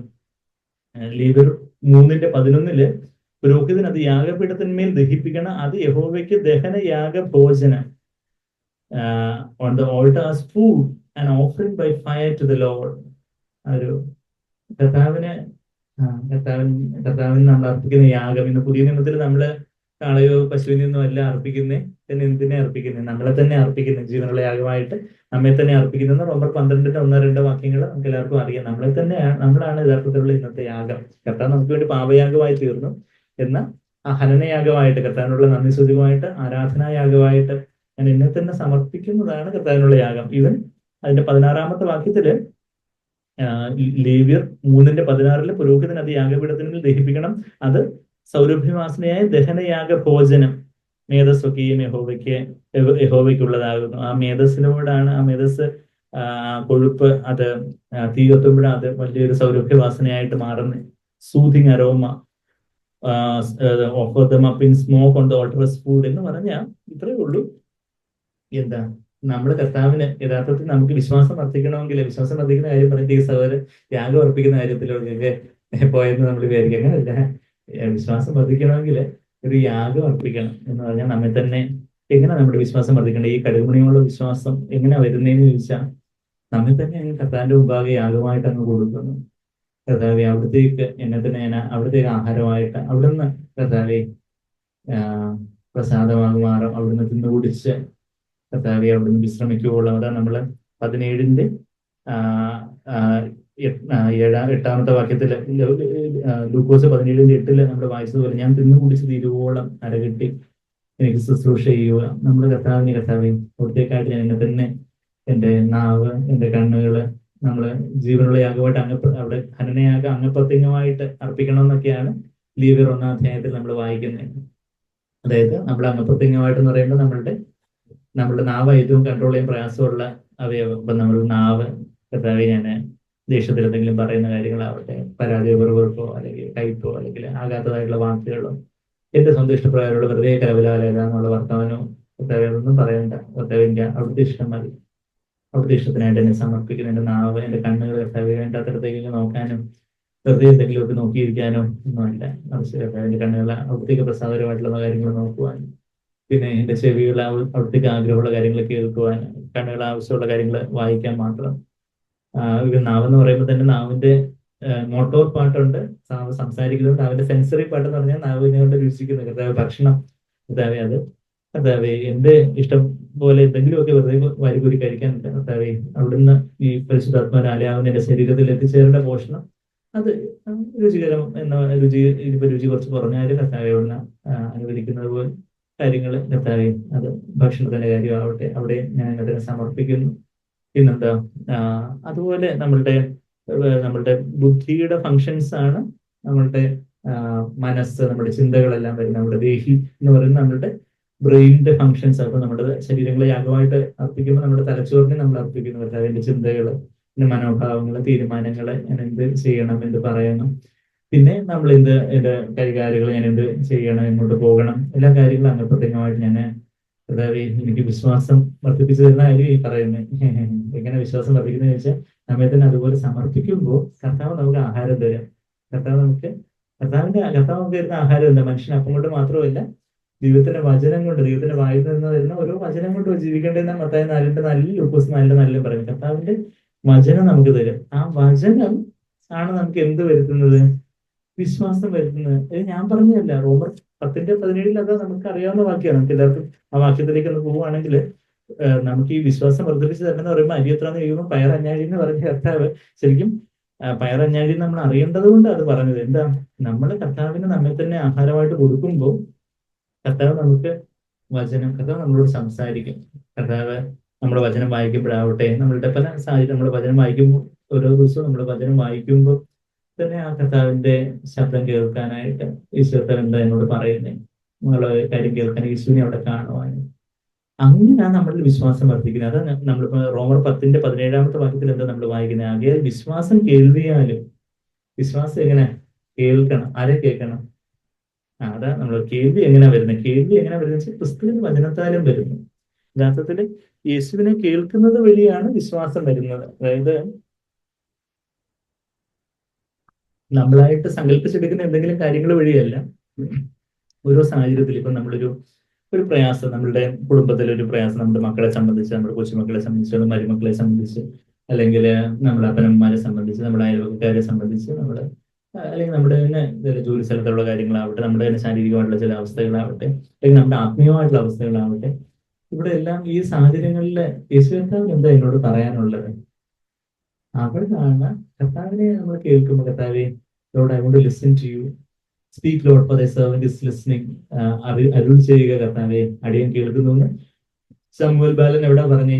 1 ശമൂവേൽ 3:9 വാക്യത്തിൽ ഏരി പറഞ്ഞു കൊടുത്ത് 10 വാക്യത്തിൽ ശമൂവേലോട് പറയുന്നത് നമ്മൾ വായിക്കുന്നുണ്ട്. അപ്പൊ അങ്ങനെ കർത്താവിനെ ആ സാഹചര്യത്തിൽ കേൾക്കുമ്പോൾ, കർത്താവെ അവിടെ എന്താ എന്നോട് ഈ ഒരു സാഹചര്യം എന്തുകൊണ്ട് എന്റെ ജീവിതത്തിൽ അനുവദിച്ചു, അല്ലെങ്കിൽ ഈ ഒരു വല്ലാത്ത പാപത്തിന്റെ ചില പ്രലോഭനങ്ങളാവട്ടെ, പല പ്രതിസന്ധികളോ രോഗാവസ്ഥകളോ സാമ്പത്തികമായിട്ടുള്ള ചില ബുദ്ധിമുട്ടുകളോ ആവശ്യത്തിലുള്ള ചില കാര്യങ്ങൾ, അല്ലെങ്കിൽ ചില വ്യക്തിബന്ധങ്ങളിലുള്ള നമ്മുടെ ബന്ധുക്കളോ ആയിട്ടുള്ള ചില അല്ലെങ്കിൽ നമ്മുടെ സുഹൃത്ത് ബന്ധങ്ങളിലുള്ള ചില കാര്യങ്ങൾ, അല്ലെങ്കിൽ നമുക്ക് തന്നെ ദൈവം നമ്മുടെ ദേശത്തെ കുറിച്ച് ഓർത്ത് പ്രാർത്ഥിക്കാനും, നമ്മുടെ കേരളത്തെ കുറിച്ചും ഭാരതത്തെ കുറിച്ചും അപ്പം അങ്ങനെയൊക്കെയുള്ള സംഭവങ്ങളിൽ കർത്താവെ അവിടത്തേക്ക് എന്താ ചില കാര്യങ്ങൾ നമുക്ക് അത്ര ദൈവം എന്താ നമ്മളോട് അരുളി ചെയ്യുന്നുള്ള കാര്യത്തിൽ എത്രയാണ് നമുക്ക് ക്രിസ്റ്റൽ ക്ലിയർ ആയിട്ട് ഇങ്ങനെ സ്പീക്കർ വെച്ച് അനൗൺസ് ചെയ്ത് നടക്കുന്നത് നമുക്ക് കേൾക്കാൻ പറ്റണമെന്നൊന്നും ഇല്ല. നമ്മൾ വിശ്വാസത്തെ കാഴ്ചയാലേ അല്ല വിശ്വാസത്താല് ജീവിക്കുന്നതെന്ന് 2 Corinthians 5:9 2 Corinthians 5:7 നമ്മൾ എന്താ വായിക്കുന്നത്? നാം കാഴ്ചയാലേ അല്ല വിശ്വാസത്താലേ, എല്ലാം അങ്ങനെ കണ്ട് ഇതുപോലെയല്ല, വിശ്വാസത്താല് നമുക്ക് കർത്താവിന്റെ ഇമ്പസ്വരം, കർത്താവ് ചില കാര്യങ്ങളിൽ നമുക്ക് ആ ഒരു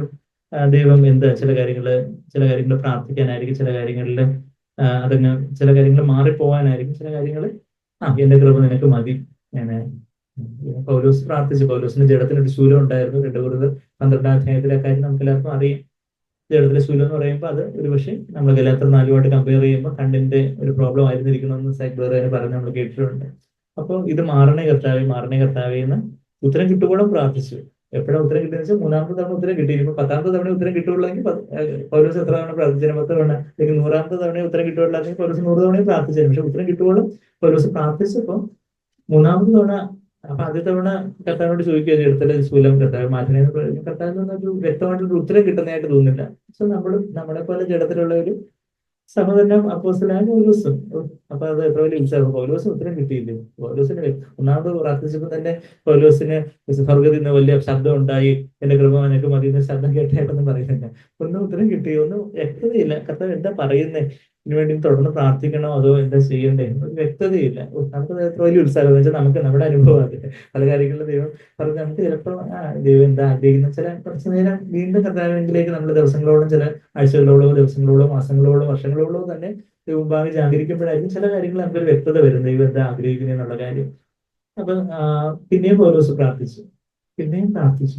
മൂന്നാമത് പ്രാർത്ഥിക്കുമ്പോഴാണ് കർത്താവിന്റെ ആ ഒരു സ്വരം തന്റെ ഹൃദയത്തിൽ അത് ഇങ്ങനെ ശബ്ദമായിട്ട് ഇങ്ങനെ ഓഡിബിൾ വോയിസ് ആയിട്ട് ഇങ്ങനെ കേട്ടതായിട്ട് ഒന്നും അല്ല പറയുന്നത്. കർത്താവ് എന്നോട് പറഞ്ഞു, ആത്മാവിന്റെ കർത്താവിന്റെ ആ സ്വരം, എന്റെ കൃപ നിനക്ക് മതി എന്റെ മോനെ, എന്റെ ശക്തി ബലഹീനതയിൽ തെളിഞ്ഞു വരുന്നു. ആ ശബ്ദം പൗലോസ് കേട്ടോണ്ട് നമുക്ക് എത്ര വലിയ അനുഗ്രഹം. ഇന്ന് നമുക്കത് 2 പേർന്ന് 12:9 എന്നുള്ള ഒരു വചനം കോട്ട് ചെയ്യാൻ മാത്രമല്ല, അത് നമ്മുടെ ഹൃദയത്തിൽ ഏറ്റെടുത്തത് നമുക്ക് എത്ര വലിയ അനുഗ്രഹം. പക്ഷെ ഞാൻ പറഞ്ഞു തരുന്നത് വെച്ചാല് വിശ്വാസം എങ്ങനെ വർദ്ധിക്കുന്നത്? നമ്മളെ തന്നെ യാഗമായിട്ട് കർത്താവിനെ സമർപ്പിക്കുമ്പോൾ പരിശുദ്ധാത്മാവ് നമ്മളിൽ വന്ന് നിറഞ്ഞ്, പരിശുദ്ധാത്മാവില് നമ്മൾ നിറയുമ്പോൾ പരിശുദ്ധാത്മാവില് നമ്മൾ നിറയുമ്പോൾ, നമ്മൾ ആത്മാവിലാകുമ്പോൾ യേശുവിന്റെ ശബ്ദം നമുക്ക് കേൾക്കാനായിട്ട് പറ്റും. യോഹന്നാൻ അപ്പോസ്തലൻ പത്മോസ് ദ്വീപില് ആത്മവിവശനായി തീർന്നു എന്നുള്ള ആ പ്രതിഭാഷ എനിക്ക് അത്ര പിടിക്കത്തില്ല. എം ന്യൂമ എന്നാ അവിടെ പറയുന്നത്. ആത്മാവിലായിരുന്നു എന്നാണ് സിമ്പിൾ ആയിട്ടുള്ള പരിഭാഷ. ആത്മവിവശനായിരുന്നു പറയുമ്പോൾ ഏതാണ്ട് ക്ഷീണിച്ചു പോയി കിടന്നുറങ്ങി പൗലോസ് യോഹന്നാന്റെ 90 വയസ്സൊക്കെ ആയിരുന്നല്ലോ, അപ്പൊ കുറച്ച് അവശതയൊക്കെ കാണുമായിരിക്കും. അപ്പൊ ആത്മവിവശനായി എന്ന് പറയുമ്പോൾ അവിടെ ചടഞ്ഞു കൂടി കിടന്നുറങ്ങിയെന്ന് ചിലപ്പോൾ നമുക്ക് തോന്നും. പക്ഷെ വിവശതയൊന്നുമില്ല. എന്നെന്ന് പറഞ്ഞാൽ ന്യൂമ എന്ന് പറഞ്ഞാൽ നമ്മുടെ ന്യൂമോണിയ എന്നൊക്കെ നമുക്കറിയാം, ലങ്സിന് ബ്രത്ത് ആത്മാവ് എന്നൊക്കെ ന്യൂമ എന്നുള്ള വാക്കിനകത്ത്. ന്യൂമാന്ന് അവിടെ ഗ്രീക്കില് യോഹന്നാൻ അപ്പോസ്തലൻ എഴുതി വെച്ചിട്ടുണ്ട്. നമ്മുടെ സത്യവേദ പുസ്തകം പരിഭാഷപ്പെടുത്തിയവർ അതെങ്കിൽ കുറച്ച് വിപുലീകരിച്ച് ആത്മവിവശതയാക്കി കളഞ്ഞതാ. അപ്പം അവിടെ വെളിപാട് പുസ്തകം നമ്മളിവിടെ നമുക്ക് അങ്ങോട്ട് പോവാം. വെളിപാട് പുസ്തകം 1-ാം അധ്യായത്തിന്റെ 10ാമത്തെ വാക്യം നമ്മൾ പലപ്പോഴും കണ്ടിട്ടുള്ള വാക്യമാണ്. അവിടെ I was in the spirit and I heard the Lord's voice like A trumpet. അതാ കർത്തൃ ദിവസത്തിൽ താൻ ആത്മവിവശനായി, ആത്മാവിലായി 11ാമത്തെ വാക്യത്തില് നീ കാണുന്നത് ഒരു പുസ്തകത്തിൽ എഴുതി എന്ന് പറഞ്ഞ് ആ സഭകളുടെ പേരൊക്കെ പറഞ്ഞിട്ട് എന്ന് 7 സഭകൾക്ക് അയക്കുക. 11ാമത്തെ വാക്യം, എന്നിങ്ങനെ കാഹളത്തിനകത്ത് ഒരു മഹാനാഥ എന്റെ പുറകിൽ കേട്ടു. അപ്പൊ എപ്പോഴാ കർത്താവ് നമ്മളോട് അരുളി ചെയ്യുന്നത്? ആത്മാവിലാകുന്ന എപ്പോഴാ? കർത്താവിന് ആഹാരം ഒരുക്കുമ്പോൾ. എന്ന് വെച്ചാൽ നമ്മെ തന്നെ ജീവനുള്ള യാഗമായിട്ട്. എന്ന് വെച്ചാൽ നമ്മളെപ്പോഴും പറഞ്ഞ കണക്ക് പൂച്ച എങ്ങനെ ഇട്ടാലും 4 കാലം എന്ന് പറഞ്ഞ കണക്ക് പിന്നെ വീണ്ടും ഞാൻ പറയുന്നത് വട്ടപ്പൂജ. പക്ഷെ നമ്മളെ തന്നെ വട്ടപ്പൂജയായിട്ട് നമ്മെ തന്നെ അങ്ങ് താഴ്ത്തി ഏൽപ്പിക്കുമ്പോഴത് ഇവിടെ ഈ വിശ്വാസം എന്ന് പറയുന്നത് അത് വിശ്വസിക്കുന്നു ഇത് വിശ്വസിക്കുന്നു നമ്മളായിട്ട് എന്തെങ്കിലും പറയുന്ന കാര്യങ്ങളല്ല, മറിച്ച് കർത്താവിന്റെ മുമ്പാകെ ഒരു വട്ടപൂജ്യമായിട്ട് 0 ആയിട്ട് നമുക്ക് ഞങ്ങൾ താഴ്ത്തി ജീവനുള്ള യാഗമായിട്ട് ഏൽപ്പിക്കുമ്പോൾ പരിശുദ്ധാത്മാവ് നമ്മളിൽ ഒന്ന് നിറയുന്നു. പരിശുദ്ധാത്മാവ് നമ്മളൊന്ന് നിറയപ്പെടാം. നമ്മൾ റേഡിയോ സ്റ്റേഷൻ ട്യൂൺ ചെയ്യുന്നത് പോലെ കർത്താവിന്റെ ആ ഫ്രീക്വൻസിയിലോട്ട് ട്യൂൺ ചെയ്യുമ്പോഴാണ് ആ സ്റ്റേഷനിൽ റേഡിയോ ട്യൂൺ ചെയ്യുമ്പോൾ ഓരോ സ്റ്റേഷൻ വരുമ്പോൾ അവിടുത്തെ ഉള്ള പാട്ടോ പ്രസംഗമോ ഒക്കെ നമ്മൾ കേൾക്കുന്ന പറഞ്ഞ കർത്താവ് നമ്മളോട് ആത്മാവിൽ സംസാരിക്കുന്നത്. വചനത്തിലൂടെ തന്നെ പ്രാഥമികമായിട്ട് ദൈവം നമ്മളോട് സംസാരിക്കും. പിന്നെ വചനത്തിലൂടെ കർത്താവിന്റെ ശബ്ദം നമ്മൾ കൂടുതൽ കേട്ട് ശീലിക്കുന്നവരാകുമ്പോൾ ബാക്കി ഓരോ സാഹചര്യങ്ങളിലൂടെ വ്യക്തികളിലൂടെ ഒക്കെ കർത്താവ് നമ്മളോട് സംസാരിക്കും. അങ്ങനെ കർത്താവിന്റെ ആ ശബ്ദം കേൾക്കുമ്പോഴേ എന്ത് വരുന്നേ? റോമർ 10:7 വിശ്വാസം വരുന്നേ.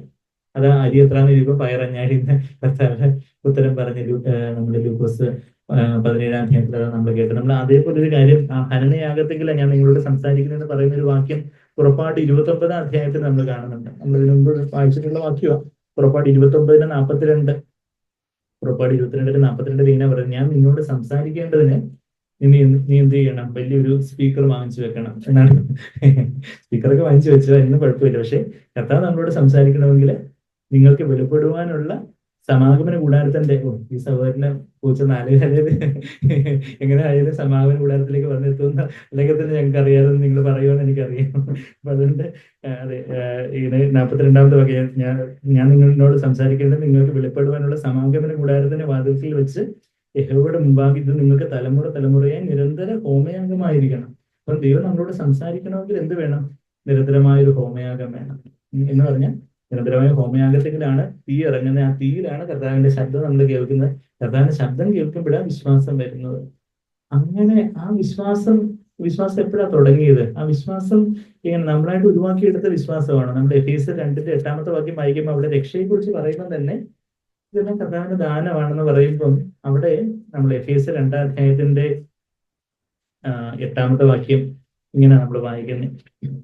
എന്താ വായിക്കുന്നത്? കൃപയാലല്ലോ നിങ്ങൾ വിശ്വാസം മൂലം രക്ഷിക്കപ്പെട്ടിരിക്കുന്നത്.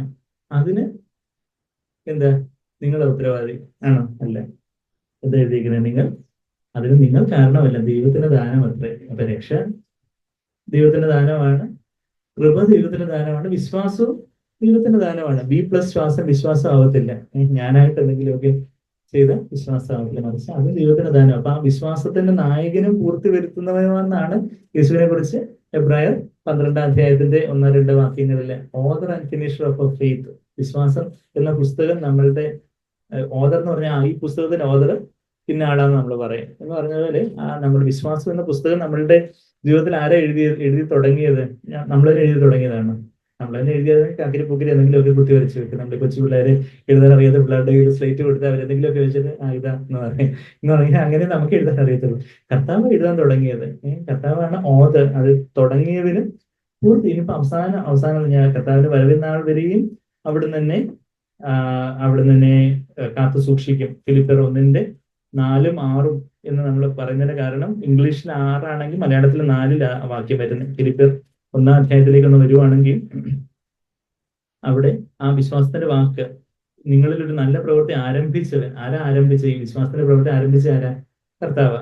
ഫിലിപ്പിയർ 1:4 മലയാളത്തില്, ഇംഗ്ലീഷിൽ 6 വാക്യത്തില നിങ്ങളിൽ നല്ല പ്രവൃത്തി ആരംഭിച്ചവൻ യേശുക്രിസ്തുവിന്റെ നാളോളം അതിനെ തികയ്ക്കും എന്ന് ഉറപ്പായി വിശ്വസിച്ചിരിക്കുന്നു. അത് വിശ്വാസത്തിന്റെ നായകനും പൂർത്തി വരുത്തുന്നതിനും ആരാ? ഈ കർത്താവ് തന്നെ. അപ്പൊ നമ്മളില് ഈ വിശ്വാസം എങ്ങനെയാ ഇപ്പം നമ്മള് കർത്താവിനെ കേൾക്കുമ്പോൾ വിശ്വാസം വരുന്നെന്ന് പറയുമ്പോൾ എന്താ അതിന്റെ മെക്കാനിസം ഓഫ് ആക്ഷൻ? എന്താ? MOA നമ്മൾ ഈ ഫാർമക്കോളജി കാര്യങ്ങൾ പഠിക്കുമ്പോൾ മെക്കാനിസം ഓഫ് ആക്ഷൻ പഠിക്കുന്നത് എനിക്കത് അത്ര താല്പര്യമില്ലാത്ത കാര്യമായി എനിക്കറിഞ്ഞൂടാ. ഒക്കെ കാര്യം മെക്കാനിസം വഴി വെറുതെ ഇങ്ങനെ റിസപ്റ്റേഴ്സിന് ഇങ്ങനെ ബൈൻഡ് ചെയ്ത് ഇതൊക്കെ ബോർ, എങ്ങനെയെങ്കിലുമൊക്കെ ആക്ഷൻ ഒക്കെ നടന്നാൽ മതി.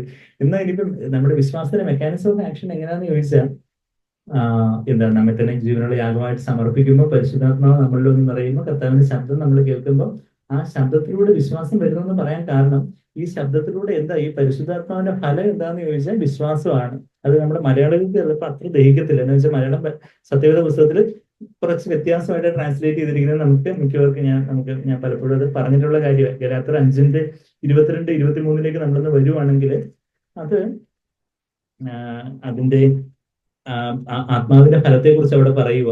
ആത്മാവിന്റെ ഫലമോ ഗലാത്യർ 5:22-23 എന്താ? ആത്മാവിന്റെ ഫലമോ സ്നേഹം, സന്തോഷം, സമാധാനം, ദീർഘക്ഷമ, ദയ, പരോപകാരം. 23 വാക്യത്തിൽ വിശ്വസ്തത എന്നാണ് സത്യവേദ പുസ്തകത്തിൽ പരിഭാഷപ്പെടുത്തിയിരിക്കുന്നത്. ക്രിസ്റ്റസ് എന്നുള്ള വാക്കാണ് ഞാൻ ആദ്യം പറഞ്ഞു തുടങ്ങിയ ആ ക്രിസ്റ്റസ് എന്നുള്ള വാക്ക് തന്നെ അവിടെ ഉപയോഗിച്ചിരിക്കുന്നത്. 244 തവണ KJV അത് ഉപയോഗിച്ചിട്ടുള്ളതിൽ 239 തവണ അത് വിശ്വാസം. ഈവൻ ഇവിടെ പോലും KJV വിശ്വാസം, ഫെയ്ത്ത് എന്നാണ് ട്രാൻസ്ലേറ്റ് ചെയ്തിട്ടുള്ള. നമ്മുടെ തമിഴ് ബൈബിൾ, നമ്മുടെ തമിഴ് സഹോദരങ്ങളൊക്കെ ഉപയോഗിക്കുന്ന തമിഴ് ബൈബിളിന് വിശ്വാസം എന്ന ട്രാൻസ്ലേറ്റ് ചെയ്തിട്ടുള്ളത്. അപ്പൊ അതുകൊണ്ട് ഞാൻ സഹോദരൻ ഇങ്ങനെ പറയുന്നത്, നമ്മുടെ തമിഴ് സഹോദരന്മാർക്ക് കുറച്ച് വിശ്വാസം കൂടുതലിന്റെ കാരണം അവർക്ക് അറിയാം പരിശുദ്ധാത്മാവിന്റെ ഫല വിശ്വാസം. നമ്മുടെ മലയാളികളെ വിശ്വസ്തത എന്ന് പറഞ്ഞാൽ തെറ്റായ ട്രാൻസ്ലേഷൻ അല്ല. ക്രിസ്ത്യൻ എന്നുള്ള വാക്കിന് വിശ്വസ്ത എന്ന് ട്രാൻസ്ലേറ്റ് ചെയ്യാം. പക്ഷെ എന്നാൽ അതിന്റെ സിമ്പിൾ ആയിട്ടുള്ള നിന്റെ വിശ്വാസം തന്നെ രക്ഷിച്ചിരിക്കുന്നു എന്ന് കർത്താവ് രക്തസ്രാവക്കാരോട് പറയുമ്പോഴും അത് മാത്രമല്ല, എല്ലായിടത്തും വിശ്വാസം വർദ്ധിപ്പിച്ചു തരണമെന്ന് ഇപ്പൊ നമ്മുടെ ലൂക്കോസ് 17:5 ഒക്കെ വായിക്കുന്ന എല്ലായിടത്തും ക്രിസ്റ്റസ് എന്നുള്ള വാക്ക് തന്നെ. അതേ ക്രിസ്റ്റസ് എന്നുള്ള വാക്ക് തന്നെ ഇവിടെ പൗലോസ് ഇവിടെ ഗലാത്യർ 5:22-23 ഇംഗ്ലീഷിൽ 22 മലയാളത്തിൽ 23 എഴുതിയിരിക്കുന്നത്. ഇവിടെ ഞാൻ പറഞ്ഞതെന്ന് വെച്ചാല് പരിശുദ്ധാത്മാവാണ് നമുക്ക് വിശ്വാസം തരുന്നത്. അതിന്റെ വേറൊരു എക്സാമ്പിൾ കൂടെ ആറഞ്ച് എന്ന് ഓർത്താൽ മതി. ഓറഞ്ച് എല്ലാവർക്കും അറിയാമല്ലോ. അപ്പോസ്തല പ്രവൃത്തികൾ 6 എന്താ? ആരാ അവിടെ ഉള്ളേ? അപ്പോസ്തലർ 6 ആരാ അവിടെ? സ്തെഫാനോസിന്റെ കാര്യം പറയുമ്പോൾ എനിക്ക് പലപ്പോഴും ആ റെഫറൻസ് ഓർത്തിരിക്കാൻ പാടായിരുന്നു. അപ്പൊ അങ്ങനെ ഞാൻ ഓറഞ്ചിന്റെ എക്സാമ്പിൾ പറയാൻ തുടങ്ങി. ഓറഞ്ച് എന്ന് പറയുമ്പോൾ നമ്മുടെ പഴയ ആൾക്കാരൊക്കെ ആറഞ്ച് എത്ര, 1 കിലോ ആറഞ്ചിന് എത്രന്ന് ചോദിക്കും. അപ്പൊ ഈ 6 അതായത് അപ്പോസ്തല പ്രവൃത്തികൾ 6 5 വാക്യത്തിലേക്ക് പോവുകയാണെങ്കിൽ അവിടെ സ്തെഫാനോസിനെ കുറിച്ച് പറയുന്നത് എന്താ?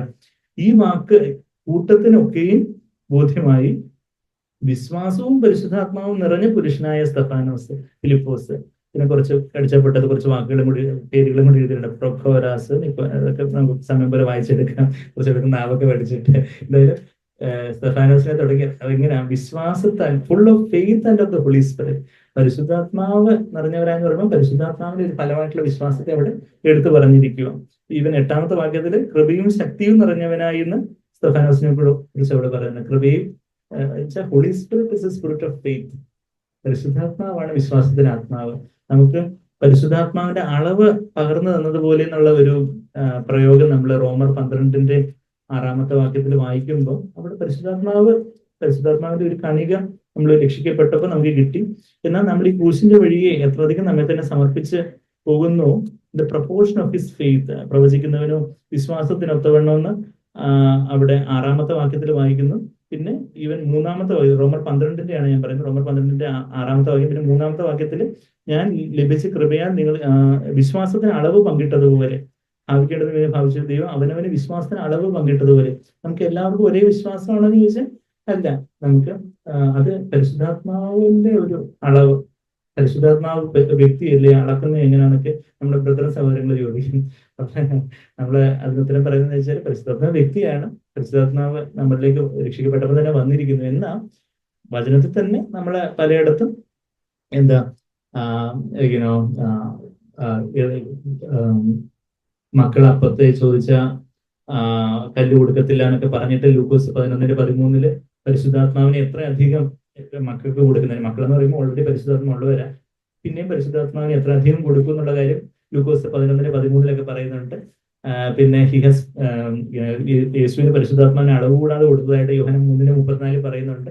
പിന്നെ 1 യോഹന്നാൻ 4:11 4:13 തോന്നുന്നു, he was given us of his spirit എന്നുള്ള കാര്യം പറയുന്നുണ്ട്. അപ്പൊ അങ്ങനെയുള്ള വചനത്തിൽ പലയിടങ്ങളിലും പരിശുദ്ധാത്മാവിന്റെ ഒരു അളവിനെ കുറിച്ചുള്ള ഒരു സൂചന നമ്മളവിടെ കാണും. പരിശുദ്ധാത്മ ശരിയാണ്, വ്യക്തി തന്നെയാണ്, പൂർണ്ണ വ്യക്തി തന്നെയാണ്. എന്നാൽ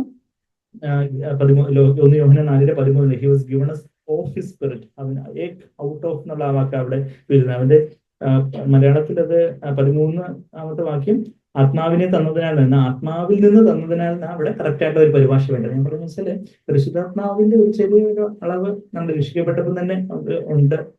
ആ ഒരു വിശ്വാസത്തിന്റെ ഒരു അളവുണ്ട്. എന്നാൽ ഓരോരുത്തർക്കും വിശ്വാസത്തിന് അളവ് പങ്കിട്ടതുപോലെ എന്ന് പറയുമ്പോൾ എല്ലാവർക്കും ഒരേ വിശ്വാസമാണോ ഉള്ളത്? അല്ല. അപ്പൊ ആ ഒരു അധികമായിട്ടുള്ളൊരു വിശ്വാസം, അതാ അപ്പോസ്തലന്മാർ പ്രാർത്ഥിച്ച് വിശ്വാസത്തെ വർദ്ധിപ്പിച്ചു തരണേ എന്ന് പറയുമ്പോൾ കർത്താവ് ക്വാളിറ്റിയാണ് എംഫസൈസ് ചെയ്ത. ക്വാളിറ്റിയിൽ ആ പരിശുദ്ധാത്മാവ് വരുന്നൊരു വിശ്വാസം, അതിൽ നമ്മൾ വർദ്ധിച്ചു വരണം. എന്ന് പറഞ്ഞാല് നമ്മള് പലപ്പോഴും നമ്മളെ നിരാശയും നമ്മളുടെ പരാതി വെറുവെറുപ്പും പല വിധത്തിലുള്ള പല തരത്തിലുള്ള നമ്മളുടെ അസ്വസ്ഥതകളും ഒക്കെ പല വിശ്വാസക്കുറവായിരിക്കും. അതായത് നമ്മൾ സ്വസ്ഥതയിൽ പ്രവേശിക്കാതെ എന്തുകൊണ്ടാണ്? എബ്രായർ 3-ാം 19ാമത്തെ വാക്യം അവസാനത്തെ വാക്യം, എബ്രായർ 3-ന്റെ അവസാനത്തെ വാക്യം, ഇങ്ങനെ അവിശ്വാസം നിമിത്തം അവർക്ക് പ്രവേശിക്കുവാൻ കഴിഞ്ഞില്ല. സ്വസ്ഥതയിൽ പ്രവേശിക്കുന്ന കാര്യമാണ് അവിടെ പറയുന്നത്. കനാൻ ദേശത്ത് ഇസ്രായേൽ മക്കൾക്ക് പ്രവേശിക്കാൻ കഴിഞ്ഞില്ല. അവിടെ സ്വസ്ഥതയിൽ പ്രവേശിക്കുന്നതിനെ കുറിച്ച് തൊട്ടടുത്ത വാക്യത്തിൽ 4:1 വായിക്കുന്നത്. എബ്രായർ 3:19 ഞാനിപ്പോ വായിച്ചേ. So we see that they are not able to enter because of unbelief. അവിശ്വാസം. നമുക്ക് പലപ്പോഴും നമ്മൾ അസ്വസ്ഥരായിട്ടിരിക്കും. നമുക്ക് ശരിയാണ് നമ്മള്. അപ്പം ഈ അവിശ്വാസം എന്ന് പറയുമ്പോൾ ഏതിലൂടെ വരുന്ന ഒരു വിശ്വാസത്തെ കുറിച്ച് നമ്മൾ പറയുന്ന പ്രോസ്പെക്റ്റീവ് ഫെയ്ത്ത് എന്ന് പറയുന്ന കൗണ്ടർഫിറ്റ് ഫെയ്ത്ത് അല്ല, മറിച്ച് ക്രൂസിന്റെ വഴിയിലൂടെ. ക്രൂസിന്റെ വഴി എന്ന് പറഞ്ഞാൽ എന്താ ക്രൂസിന്റെ വഴി? നമ്മൾ പറഞ്ഞു നമ്മൾ തന്നെ ജീവനുള്ള യാഗമായിട്ട് സമർപ്പിച്ച് പരിശുദ്ധാത്മാവിന്റെ നിറവിനാല് പരിശുദ്ധാത്മാവിന്റെ ഫലമായിട്ടുള്ള ഒരു വിശ്വാസം, അതായത് നമ്മെ തന്നെ ജീവനുള്ള യാഗമായിട്ട് സമർപ്പിക്കുമ്പോൾ പരിശുദ്ധാത്മ നമ്മളിലൊന്ന് നിറയുന്നു. അപ്പൊ കർത്താവിന്റെ ശബ്ദം നമ്മൾ കേൾക്കുന്നു, കർത്താവിന്റെ വചനത്തിലൂടെ വിശ്വാസം വരുന്നു. എന്ന് പറഞ്ഞാല് കർത്താവിന്റെ വചനത്തിലൂടെ എന്താ, കർത്താവിന്റെ വാക്കിലൂടെ ആത്മാവിന്റെ ഒഴുക്കാ വരുന്നത്. കർത്താവിന്റെ ശബ്ദം അത് പെരുവെള്ളത്തിന്റെ ഇരച്ചിൽ പോലെ എന്നാണ് വെളിപാട് 1:15 നമ്മൾ വായിക്കുന്നത്. എന്നിട്ട് കർത്താവിന്റെ ശബ്ദം നമ്മൾ കേൾക്കുമ്പോൾ അവിടെ പരിശുദ്ധാത്മാവിന്റെ ഒരു പകർച്ച നമ്മളിലേക്ക് ഉണ്ടാവുന്നത്. അപ്പൊ അതിലൂടെ നമുക്ക് നമ്മുടെ വിശ്വാസം വർദ്ധിക്കുന്നു. ഓരോ സാഹചര്യത്തിലും ഞാൻ കർത്താവിനെ കേൾക്കുമ്പോൾ, ഓരോ സാഹചര്യത്തിലും വചനത്തിലൂടെ കർത്താവിനോട് സംസാരിക്കുമ്പോൾ എന്റെ വിശ്വാസം വർദ്ധിക്കുക, എനിക്ക് ഈ പാപത്തെ ജയിക്കാൻ സാധിക്കും.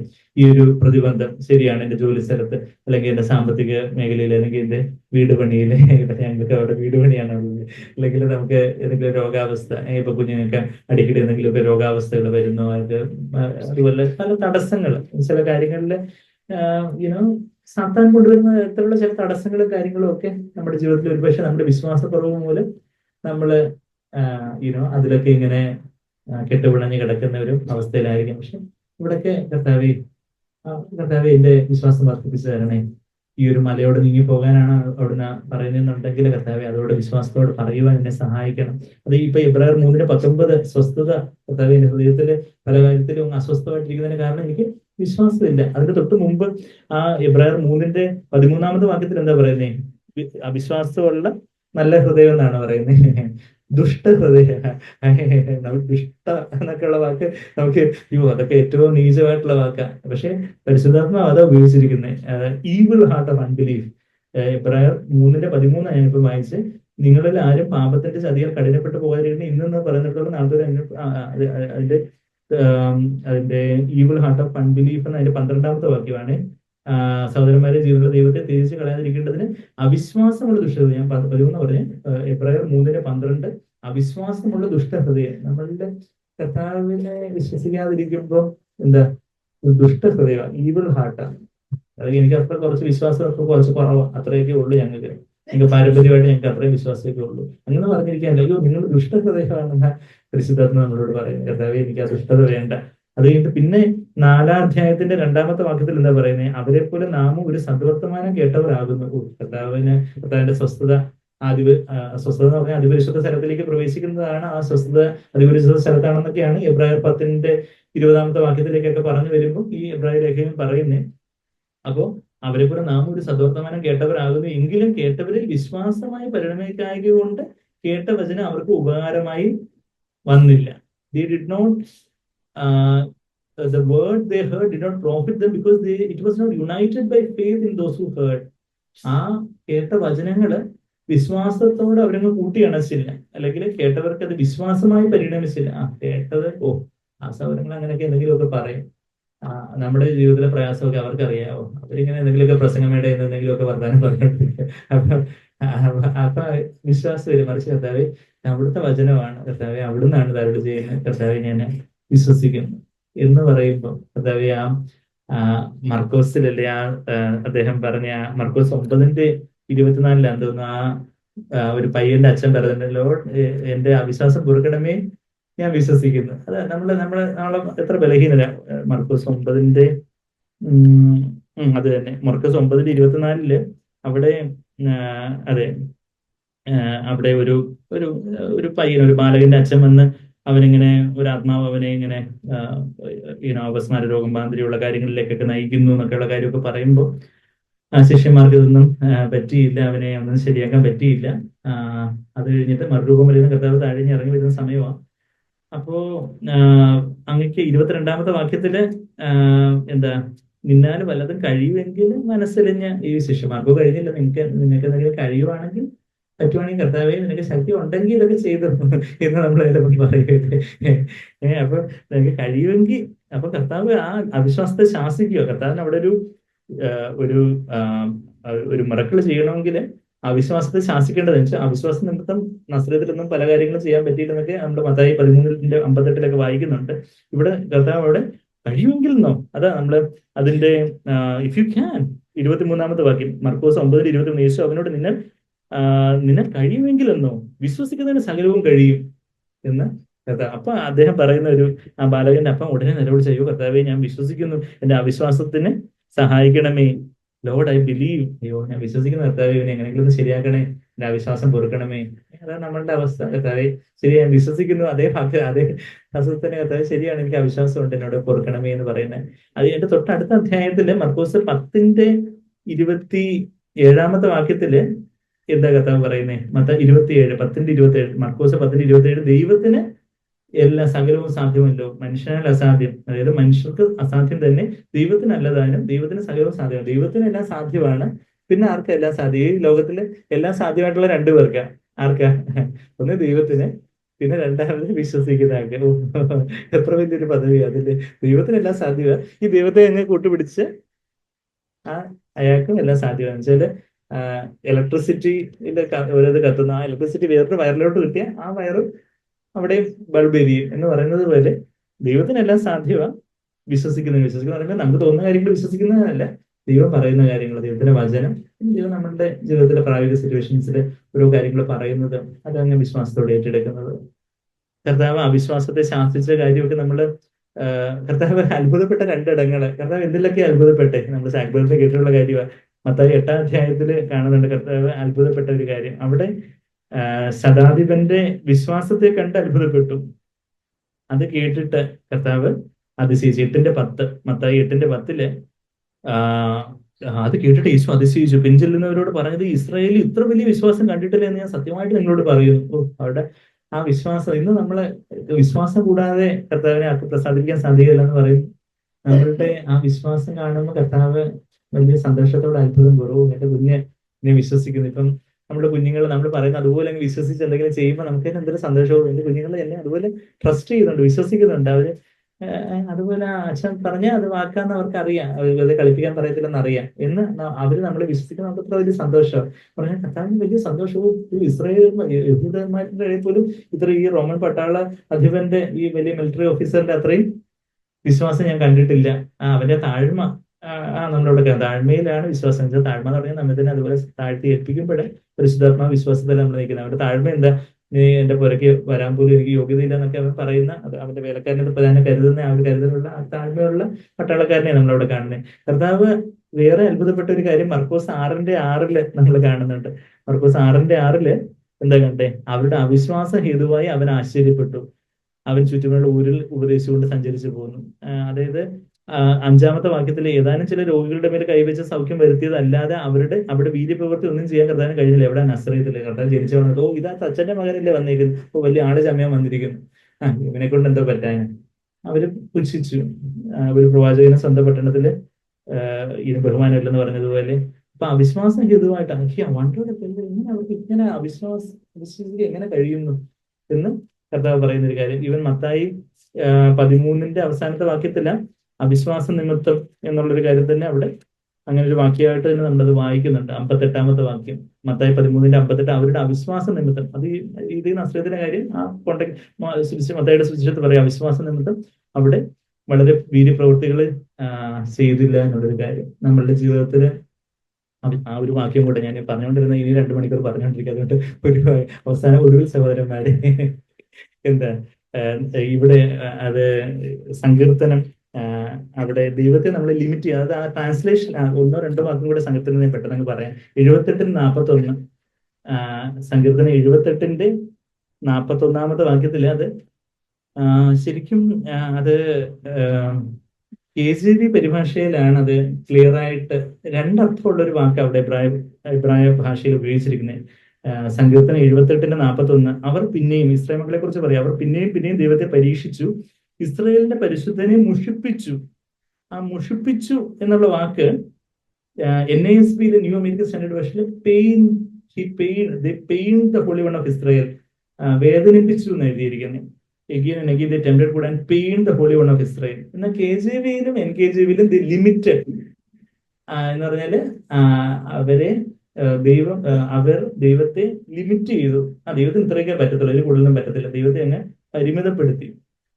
അപ്പം അങ്ങനെയാണെങ്കിൽ ഇതെന്താ രണ്ട് രീതിയിൽ പരിഭാഷപ്പെടുത്തിയിരിക്കുന്നത്. നമുക്ക് എബ്രായ ഭാഷയിലോട്ട് തന്നെ പോവാം.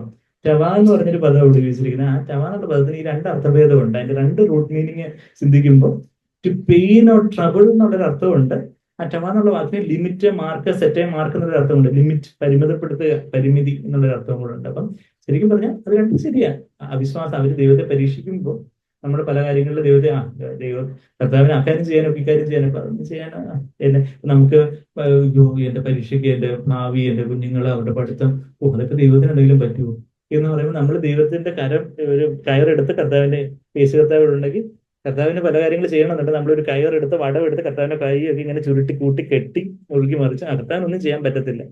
നമ്മളാരും അങ്ങനെ ചെയ്യത്തില്ല ആക്ഷരികമായിട്ട്. പക്ഷെ ഇത് ദൈവത്തിനൊന്നും ചെയ്യാൻ പറ്റത്തില്ല എന്ന് നമ്മളെ ഹൃദയത്തിൽ അങ്ങനെ നമ്മൾ വിചാരിക്കുമ്പോൾ നമ്മൾ ഈ കർത്താവിന്റെ കൈ പിടിച്ച് കയറിട്ട് കെട്ടിക്കൂട്ടുക. ലിമിറ്റഡ്. പിന്നെ ആ സങ്കീർത്തനത്തിന് വേറൊരു വാക്യം 138 സങ്കീർത്തനത്തിലെ ഒരു വാക്യം അവിടെ തമിഴ്നാട്ടിലൊരു അതും മലയാള പരിഭാഷയിൽ അത്ര ക്ലിയർ ആയിട്ട് വന്നിട്ടില്ല. 138 വാക്യം, യഹോവ എനിക്ക് വേണ്ടി സമാപ്തി വരുത്തും. ഓ, എന്തോ സമാപ്തി വരുത്തുന്നത് മലയാളം പരിഭാഷ അത്ര ഇതുണ്ട്. സമാധി എന്നൊക്കെ നമ്മൾ കേട്ടിട്ടുണ്ട്, സമാപ്തി വരുത്തും. എന്നാ ഇത് ഇംഗ്ലീഷിൽ ഇന്നത് Lord will accomplish what concerns me. ഞങ്ങളവിടെ തമിഴ്നാട്ടിലായിരുന്നു. അവിടെ തമിഴിലിങ്ങനെ കർത്തർ എനക്കാകെ യാവയും ചെയ്ത് മുടിപ്പാർ. അതല്ല മുടിച്ചു കളയുന്നുള്ള പറയും, മുടിപ്പാർ എന്ന് പറഞ്ഞാൽ കംപ്ലീറ്റ് ചെയ്യാന്നാണ് തമിഴിനർത്ഥം. നമ്മൾ മലയാളത്തിൽ അത് ശാപമായിട്ട് നീ മുടിഞ്ഞു പോകുന്നൊക്കെ ചിലപ്പോൾ പറയും. അങ്ങനെ മുടിക്കുന്ന കാര്യമല്ല, കർത്താവ് എനിക്കായിട്ട് എല്ലാം ചെയ്ത് നിവർത്തിക്കും എന്നാ അതിന്റെ ഒരു അത് ആ നമ്മുടെ മലയാളത്തിൽ സമാപ്തി എന്നുള്ള ചിലപ്പോൾ ആ പരിഭാഷയുടെ ഒരു ഇത് കാരണം നമുക്ക് അതിന്റെ ഒരു അർത്ഥം കിട്ടാതെ പോകും. അപ്പം ഗമീർ എന്ന് പറഞ്ഞൊരു ഗ്രീക്ക് എബ്രായ പദം, to perfect, complete, to bring to an end എന്നുള്ള അർത്ഥം. അതായത് അത് വിശ്വാസത്തിന്റെ വാക്കാണ്. എനിക്കായിട്ട് എന്നെ സംബന്ധിക്കുന്ന ഞാനിപ്പോ ഓർക്കുന്നുണ്ട്, ഒരു നമ്മുടെ അവിടെ തമിഴ്നാട്ടിലാണ് നമ്മുടെ എരിയൂർ ചർച്ചിലുള്ള ഒരു സഹോദരൻ ഇങ്ങനെ ആ വാക്ക് ഇങ്ങനെ ഇടയ്ക്കിടയ്ക്ക് പറയാ. പുള്ളിയുടെ ചില എന്തോ കല്യാണം, ഇപ്പം കല്യാണം കഴിച്ച് കൊച്ചുങ്ങളൊക്കെ ആയി തോന്നുന്നത്, അറ്റ്ലീസ്റ്റ് ഒരു കൊച്ചൊക്കെ ആയി. അന്ന് കല്യാണമൊക്കെ ഇങ്ങനെ ഡിലേ ആവുന്ന സമയത്ത് സഹോദരൻ മൈക്കിൾ എന്നാണ് പേര്, മൈക്കിൾ ഇങ്ങനെ പറയുമായിരുന്നു, ഖത്തർ എനക്കത് യാവേ ചെയ്ത് മുടിപ്പാറ്. വിശ്വാസത്തിന്റെ ഒരു വാക്ക്. ദൈവം ചെയ്യും ഓരോ കാര്യങ്ങൾ നമ്മുടെ ജീവിതത്തിൽ ചില കാര്യങ്ങള് അതെന്താ ഇങ്ങനെ നടക്കാത്ത, എങ്ങനെ ദൈവം ചെയ്യും എന്നുള്ളൊരു വിശ്വാസത്തിന്റെ ഒരു വാക്ക്. കർത്താവ് എനിക്ക് സമാപ്തി വരുത്തുമെന്നോ അല്ലെങ്കിൽ എനിക്ക് കർത്താവ് എനിക്കായിട്ട് എല്ലാം ചെയ്ത് നിവർത്തിക്കും. കർത്താവ് എനിക്ക് വേണ്ടി ഇരിക്കുന്ന കർത്താവല്ലേ.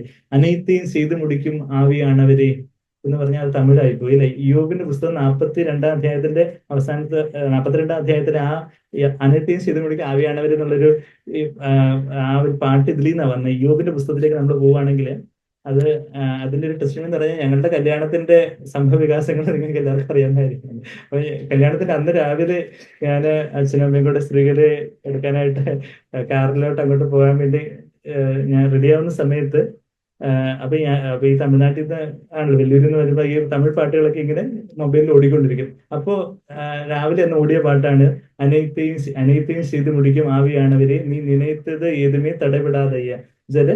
അത് ഇതാ പറയുന്നത് ഇയ്യോബിന്റെ പുസ്തകം 42 1-2 വാക്ക്. അതിന് ഇയ്യോബ് യഹോവയുടെ ഉത്തരം പറഞ്ഞത്, ബർമാൻ എന്ന് പറഞ്ഞൊരു സഹോദരന് അദ്ദേഹം റോമൻ കത്തോലിക്ക അച്ഛനൊക്കെ ആയിരുന്നു തോന്നുന്നത്. കഴിഞ്ഞിട്ട് അദ്ദേഹം അതിലേക്ക് വിട്ടുവന്ന് ഒത്തിരി പാട്ടുകൾ എഴുതിയിട്ടുള്ള അദ്ദേഹത്തിന്റെ ഒരു പാട്ടായത്.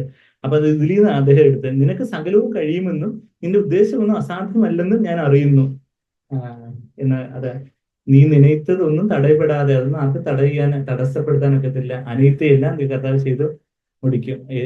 ആവിയാണവരെന്ന് പറഞ്ഞ പരിശുദ്ധാത്മാവേ ആ ഒരു വിശ്വാസം, കർത്താവിന് എല്ലാം ചെയ്യാൻ സാധിക്കും. എന്റെ ജീവിതത്തില് എല്ലാ കാര്യങ്ങളും എന്നെ വിജയകരമായിട്ട് നടത്താന്, എന്റെ ജീവിതത്തിൽ എന്തെല്ലാം തടസ്സങ്ങളുണ്ടോ അതെല്ലാം മാറ്റാന്, എന്റെ ജീവിതത്തിൽ എന്നെ കുറിച്ചുള്ള ദൈവത്തിന്റെ ഹിതം എന്താണോ അതെല്ലാം, എനിക്കായിട്ടുള്ള എന്റെ സ്വന്തം ഇഷ്ടമല്ല, മറിച്ച് കർത്താവ് എന്നെ കുറിച്ച് അവിടുത്തെ ഇഷ്ടം എന്തൊക്കെയാണോ അതെല്ലാം ചെയ്ത് തീർക്കാൻ ദൈവത്തിന് സാധിക്കും. ഞാൻ ഇനി കർത്താവിന്റെ കൈ കൂട്ടിക്കെട്ടത്തില്ല. ഞാന് പൗലോസിന്റെ ഒരു നമുക്ക് അത്ര പരിചയമില്ലാത്തൊരു വാക്യമാണ് റോമർ 15:29.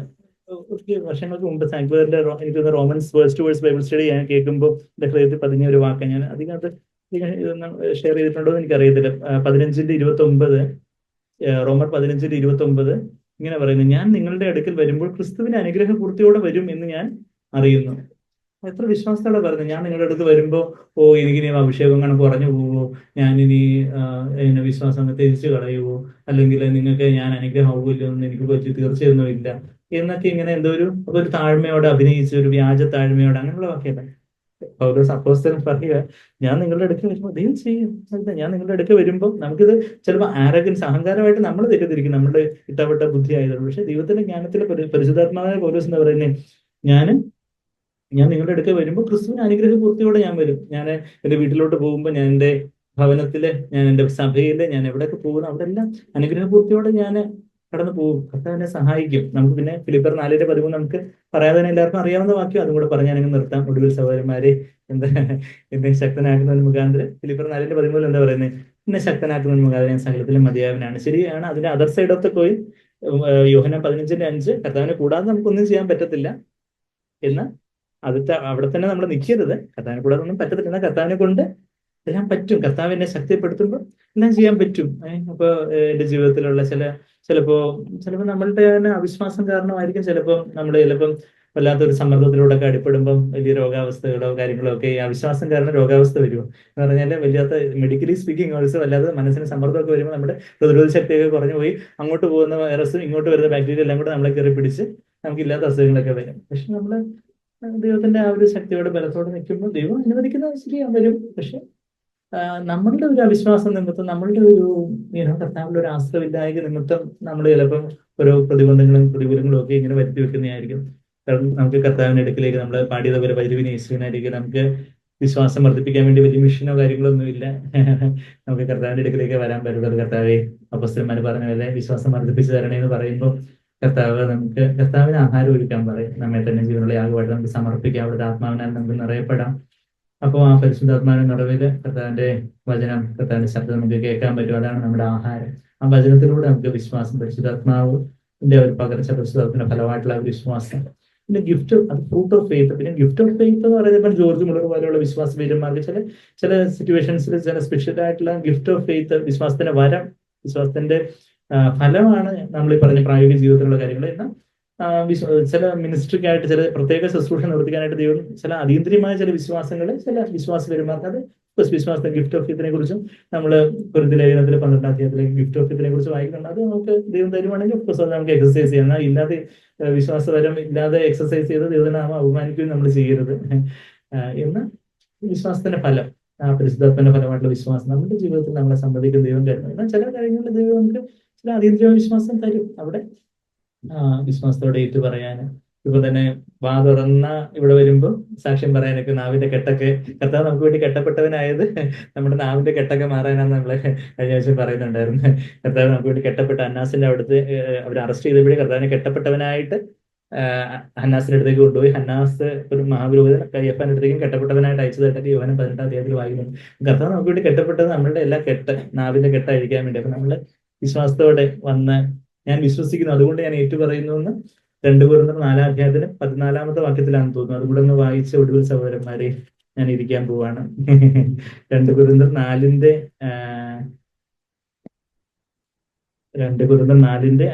13-ാമത്തെ വാക്യം, ഞാൻ വിശ്വസിച്ചു അതുകൊണ്ട് ഞാൻ സംസാരിച്ചു എന്ന് എഴുതിയിരിക്കുന്നത് പോലെ വിശ്വാസത്തിന് അതേ ആത്മാവ് ഞങ്ങൾക്കുള്ളത് ഞങ്ങളും വിശ്വസിക്കുന്നു. നമ്മൾ ഈ ലോകത്തെ ജയിക്കുന്നത് നമ്മുടെ വിശ്വാസമാണെന്നൊക്കെ 1 യോഹന്നാൻ 5:4 നമ്മൾ വായിക്കുന്നുണ്ട്. അങ്ങനെ ഒരുപാട് വചനങ്ങൾ നമ്മുടെ വചനത്തിൽ ആ വിശ്വാസത്തെ കുറിച്ച് ഞാൻ വിശ്വസിക്കുന്നു അതുകൊണ്ട് ഞാൻ സംസാരിക്കുന്നു. പല കാര്യങ്ങളും ആ ഒരു വിശ്വാസത്തോടെ നമ്മളങ്ങ് സംസാരിക്കുക, ബലത്തോടെ കർത്താവിന്റെ ബലത്തോടെ നമ്മൾ പോവുക. അതെ, ദൈവത്തോട് പറഞ്ഞതുപോലെ, ഗിദെയോനോട് പറഞ്ഞതുപോലെ ആ വിശ്വാസത്തോടെ നീ അങ്ങ് മുമ്പോട്ട് പോവുക എന്ന് ന്യായാധിപന്മാരുടെ പുസ്തകത്തിൽ നമ്മൾ വായിക്കുന്നത് പോലെ കർത്താവിന്റെ വിശ്വാസനായകനെ പുറത്തു യേശുവിനെ നോക്കി വിശ്വാസത്തോടെ നമുക്ക് മുമ്പോട്ട് പോവാം. കർത്താവിന്റെ സഹായികൾ കാണുന്നു ഞാൻ വിശ്വാസത്താൽ എന്നുള്ളൊരു നമ്മളെ പുതിയ പാഠപുസ്തകത്തിൽ ആഡ് ചെയ്ത പാട്ട്. അത് നമുക്ക് വിശ്വാസത്തോടെ കർത്താവ് നമ്മുടെ മുമ്പിലുള്ള ചെങ്കടലെല്ലാം രണ്ടാകുന്ന ആ ഒരു വിശ്വാസ കണ്ണുകളാല് കാണുവാൻ നമ്മളിലുള്ള കർത്താവ് ഈ ലോകത്തിലുള്ള പിശാചിനെക്കാട്ട് വലിയവനാണ്. ചില പ്രതിബന്ധങ്ങളും പിശാച് ഉണ്ടാക്കുന്നതായിട്ടുള്ള കാര്യങ്ങളും ദൈവം അനുവദിക്കുന്നതായ ചില കാര്യങ്ങളും പ്രതിബന്ധങ്ങളും കാര്യങ്ങളും ഒക്കെ ചിലത് നമ്മൾ കടന്നു പോകേണ്ടതായിട്ട് ആ കൃപയോടുകൂടെ നമ്മൾ കൃപയുടെ സമൃദ്ധിയിൽ കടന്നു പോകേണ്ടതായിട്ടുള്ളതുണ്ട്. എന്നാൽ ചില ഇരിഹവും മതിലുകളൊക്കെ ഉയർന്നു നിന്നാലും അതിന്റെ വലിപ്പം സാരമില്ല. 1-ാമത്തെ സ്റ്റാൻസിൽ അതാ നമ്മൾ പാടുന്നത്. നമുക്ക് ഒന്നിച്ച് സ്തോത്രം ചെയ്യുമ്പോൾ വൻമതിലൊക്കെ വീടും കാഴ്ചവെട്ടിൽ 4 നാളായാലും നാറ്റം വമിച്ചാലും കല്ലറയുടെ മുമ്പിൽ വരുന്ന ഒരു കർത്താവുണ്ട്. കർത്താവിന്റെ ആ കറക്റ്റ് സമയത്ത് വിശ്വസിച്ചാൽ നീ മഹത്വം കാണുമെന്ന് മാർത്തയോടെ കർത്താവ് അവിടെ യോഹന്നാൻ 11-ന്റെ 40-ാമത്തെ വാക്യത്തിൽ പറയുന്നതുപോലെ സാത്താന്റെ പ്രവൃത്തികൾ അഴിക്കാനായിട്ട് വന്ന കർത്താവ് അഗ്നിയുടെ നാളങ്ങളും വെള്ളത്തിന്റെ ഓളങ്ങളും ഒക്കെ അത് ശദ്രേക്ക് മേശക്ക് അബേദ്നെഗോ ഒക്കെ അഗ്നിയുടെ നാളങ്ങളിലൂടെ 1-ാമനായ കർത്താവിനോടുകൂടെ നടന്നതുപോലെ അതിനൊന്നും എന്നെ തകർക്കാൻ സാധ്യമല്ല. അഗ്നിയിൽ ഇറങ്ങി വെള്ളത്തിൽ നടന്ന് പത്രോസിന്റെ കൂടെ വെള്ളത്തിൽ നടന്ന കർത്താവ് അവിടുന്ന് കൂടെ വരുവാനായിട്ടുള്ളൊരു കർത്താവുണ്ട്. നമ്മുടെ ജീവിതത്തിലെ എല്ലാ സാഹചര്യങ്ങളിലും എന്നെ ശക്തനാക്കുന്നവൻ മുഖാന്തരം ഞാൻ സകലത്തിലും മതിയായവനാണ്. അവിടുന്ന് എനിക്കായിട്ടുള്ളതെല്ലാം കർത്താവ് സമാപ്തി വരുത്തും. അവിടുന്ന് എല്ലാം ചെയ്ത് നിവൃത്തിയാക്കും. എനിക്കായിട്ടുള്ളത്, കുടുംബത്തിനായിട്ടുള്ളത്, എൻ്റെ സഭയ്ക്കായിട്ടുള്ളത്, എൻ്റെ ദേശത്തിനായിട്ടുള്ളത്, എല്ലാം കർത്താവ് ചെയ്യും. കർത്താവിനെ അവിശ്വാസത്താൽ ഇനിയും കർത്താവിന്റെ കരങ്ങളെ ബന്ധിക്കാതെ വിശ്വാസത്തോടെ വിശ്വാസത്തിന് നായകനും പുറത്തു വെച്ചതിനുമായ യേശുവിനെ നോക്കിക്കൊണ്ട് വിശ്വാസത്തോടെ നമുക്ക് പാടാം.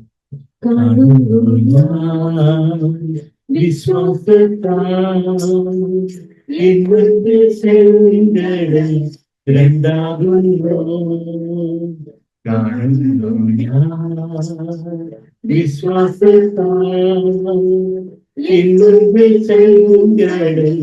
രണ്ടാകുന്നു കാണാത്ത കാര്യങ്ങൾ കൺമുമ്പിലെന്നപ്പോൾ വിശ്വസിച്ചിടുന്നു എൻ കർത്താവേ. കാണാത്ത കാര്യങ്ങൾ കൺമുമ്പിലെന്നപ്പോൾ വിശ്വസിച്ചിടുന്നു എൻ കർത്താവേ. എരിഹോ മതിലുകൾ ഉയർന്നു നിന്നാലും അതിൽ വലിപ്പമോ സ്ഥലമില്ല. എരിഹോ മതിലുകൾ ഉയർന്നു നിന്നാലും അതിൽ വലിപ്പമോ സ്ഥലമില്ല. ഒന്നിച്ചു ആർത്തിപ്പെന്നാൽ വന്മരും വീഴും കാൽച്ചുവട്ടിൽ. ഒന്നിച്ചു ആർത്തിപ്പെന്നാൽ വന്മരും വീഴും കാൽച്ചുവട്ടിൽ.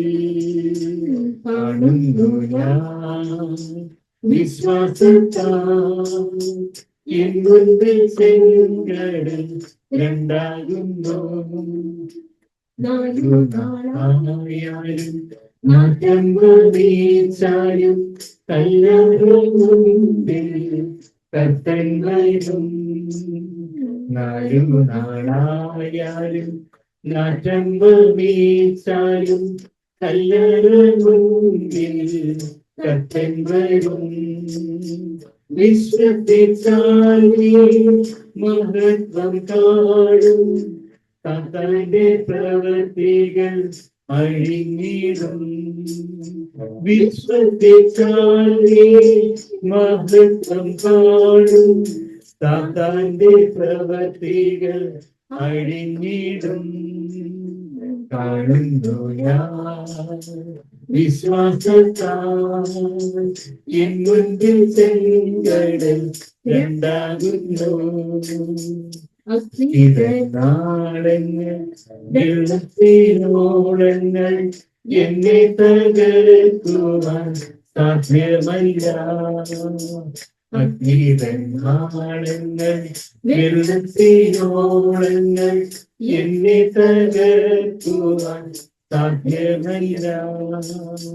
അഗ്നിയിലിറങ്ങി വെള്ളത്തിൽ നടന്നു കൂടെ വരുവാൻ കർത്തനുണ്ട്. അഗ്നിയിലിറങ്ങി വെള്ളത്തിൽ നടന്നു കൂടെ വരുവാൻ കർത്തനുണ്ട്. കാണുന്നു ഞാൻ വിശ്വാസത്താൽ എൻ മുൻപിൽ ചെങ്കടൽ രണ്ടാകുന്നു. കാണുന്നു ഞാൻ വിശ്വാസത്താൽ എൻ മുൻപിൽ ചെങ്കടൽ രണ്ടാകുന്നു. കാണാത്ത കാര്യങ്ങൾ കൺമുമ്പിലെന്നപ്പോൾ വിശ്വസിച്ചിടുന്നു എൻ കർത്താവേ. കാണാത്ത കാര്യങ്ങൾ കൺമുമ്പിലെന്നപ്പോൾ വിശ്വസിച്ചിടുന്നു എൻ കർത്താവേ. അതെ കർത്താവേ, കാണാത്ത കാര്യങ്ങൾ പോലും ഇനിയും കാണാനിരിക്കുന്ന കാര്യങ്ങളായിട്ട് കർത്താവേ അതെല്ലാം വിശ്വാസ കണ്ണുകളാലെ കണ്ടുകൊണ്ട് അതെ കർത്താവേ ഞങ്ങളുടെ ഓരോ പ്രാർത്ഥനാ വിഷയങ്ങളാവട്ടെ, ഞങ്ങളുടെ ഓരോ ആവശ്യങ്ങളാവട്ടെ, ഞങ്ങളുടെ ജീവിതത്തിൽ തന്നെ, ഞങ്ങളുടെ ആത്മീയ ജീവിതത്തിൽ, ഞങ്ങളുടെ ഭൗതികമായിട്ടുള്ള ആവശ്യങ്ങളില്, അതായത് ഞങ്ങളുടെ കുടുംബത്തിന്റെ ആവശ്യങ്ങളില്, ഞങ്ങളുടെ സഭയുടെ ആവശ്യങ്ങള്, വിദേശത്തിന്റെ ആവശ്യങ്ങള്, ആത്മീയമായിട്ടുള്ള ആവശ്യങ്ങളാവട്ടെ, ഭൗതികമായിട്ടുള്ള ആവശ്യങ്ങളെല്ലാം കർത്താവേ ഇനി കാണാത്ത കാര്യങ്ങളെല്ലാം കൺമുന്നിലെ വിശ്വാസഗണങ്ങളാൽ കണ്ടുകൊണ്ട് കർത്താവേ വിശ്വാസമായി തന്നെ നോക്കി യാത്ര ചെയ്യുവാൻ ഞങ്ങളെ സഹായിച്ചാട്ടെ. അതെ കർത്താവേ, ഞാൻ അനുഗ്രഹപൂർത്തിയോടെ ഞാൻ നിങ്ങളുടെ അടുക്കിലേക്ക് വരുമ്പോൾ അനുഗ്രഹപൂർത്തിയോടെ ഞാൻ വരുമെന്ന് പൗലോസ് വിശ്വാസത്തോടെ ഏറ്റു പറഞ്ഞതുപോലെ അതെ കർത്താവേ, അവിടുന്ന് എല്ലാം ചെയ്യും. അവിടുന്ന് ഏറ്റവും മനോഹരമായിട്ട് അവിടുന്ന് എല്ലാം ചന്ദ്രോചിതമായിട്ട് അവിടുത്തെ സമയത്ത് അവിടുന്ന് എല്ലാം ഏറ്റവും മനോഹരമായിട്ട് കർത്താവേ നടത്തും. എന്നെ കുറിച്ച് എന്നെ കുറിച്ച് കർത്താവിനുള്ള എന്തെല്ലാം പദ്ധതികളുണ്ടോ അതെല്ലാം എന്നിലൂടെ കർത്താവ് നിവർത്തിക്കും. ആ അവസാനത്തോളം എന്നില് ആ നല്ല പ്രവൃത്തി ആരംഭിച്ചവൻ അന്ത്യത്തോളം അത് തികയ്ക്കുവാൻ മതിയായവനാണ്. അവിടുന്നാണ് വിശ്വാസ നായകൻ. അവിടുന്ന് അത് പൂർത്തി വരുത്തും. അവിടുന്ന് എല്ലാം ചെയ്യും. എത്ര വലിയൊരു ആശ്വാസമാണ് കർത്താവേ, ആ വിശ്വാസം നൽകുന്ന ഒരു ആശ്വാസം. അതെ കർത്താവേ, അത് സ്വസ്ഥതയിലേക്ക് പ്രവേശിക്കാതെ കൊണ്ടുള്ള ഒരു വിശ്വാസം. എല്ലാ ഭാരങ്ങളും അവിടുന്ന് വിട്ടുകൊടുത്ത് ഒരു കൊച്ചുകുഞ്ഞിനെ പോലെ അങ്ങനെ ചാരുന്ന ഒരു വിശ്വാസം.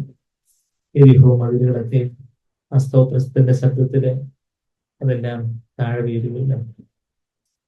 ആ 4 നാളായി നാറ്റം വമിക്കുന്ന അവസ്ഥയിലും പുനരുത്ഥാനത്തിന്റെ ജീവനും പുനരുത്ഥാനം എന്ന് പറഞ്ഞ കർത്താവ് വന്ന് എല്ലാം മനോഹരമാക്കി തീർക്കുന്നത് പോലെ കെട്ടുകളൊക്കെ അഴിച്ച് അവിടുന്ന് കല്ലറയിൽ നിന്ന് ഇറങ്ങി വരാൻ പറയുമ്പോൾ ആ ലാസറസിന്റെ ആഗ്രഹം മുഴങ്ങി അതേ ശബ്ദം തന്നെ നിങ്ങളിലും ജീവിക്കാം എന്ന് കൽപ്പിക്കുന്ന കർത്താവിന്റെ ശബ്ദം.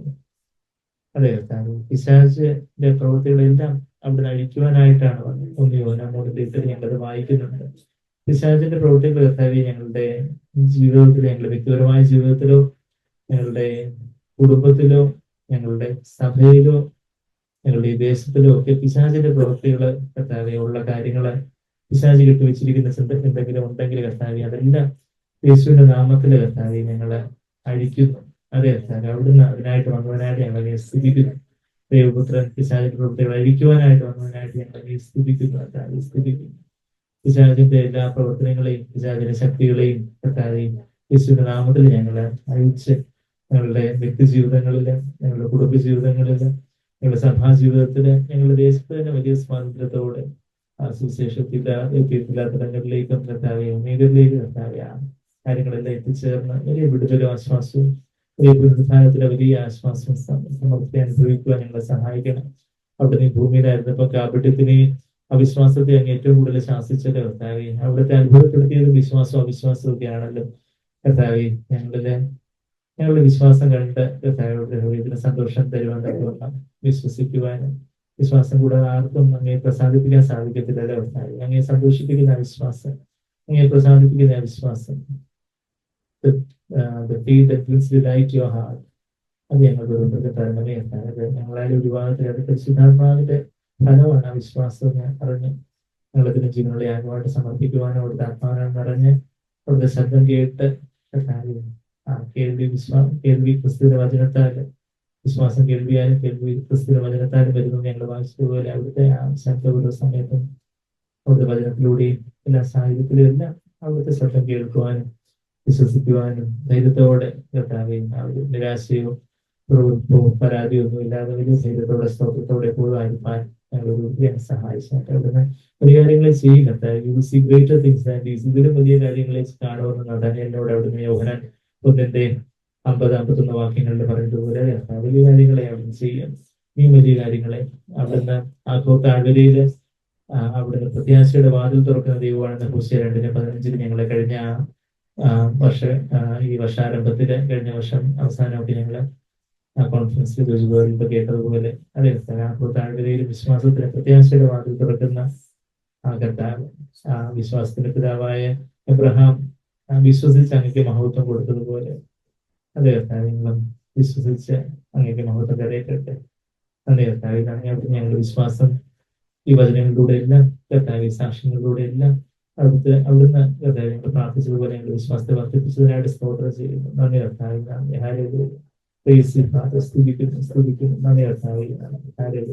അധികം വിശ്വാസമുള്ളവരായിട്ട് ആ വിശ്വാസത്തിന്റെ അളവ് അധികം ഞങ്ങൾക്കായിട്ട് പങ്കിട്ടതിനായിട്ട് നന്ദി പറയുന്നു. ഇനി ഓരോ ദിവസവും ആ വിശ്വാസത്തിൽ തന്നെ വളരുവാൻ കർത്താവെ അങ്ങനെയുള്ള ആശ്രയത്തിലെ വിശ്വാസത്തിലെ കോൺഫിഡൻസിൽ വളരുവാൻ ഞങ്ങളെ സഹായിക്കണമെന്ന് പ്രാർത്ഥിക്കുന്നു. നന്ദി കർത്താവെ. പ്രാർത്ഥനയുടെ സ്തുതിക്കുന്ന എല്ലാ യേശു കർത്താവിന്റെ വലിയ മാതൃകകളെ നാമത്തിൽ. ആമേൻ.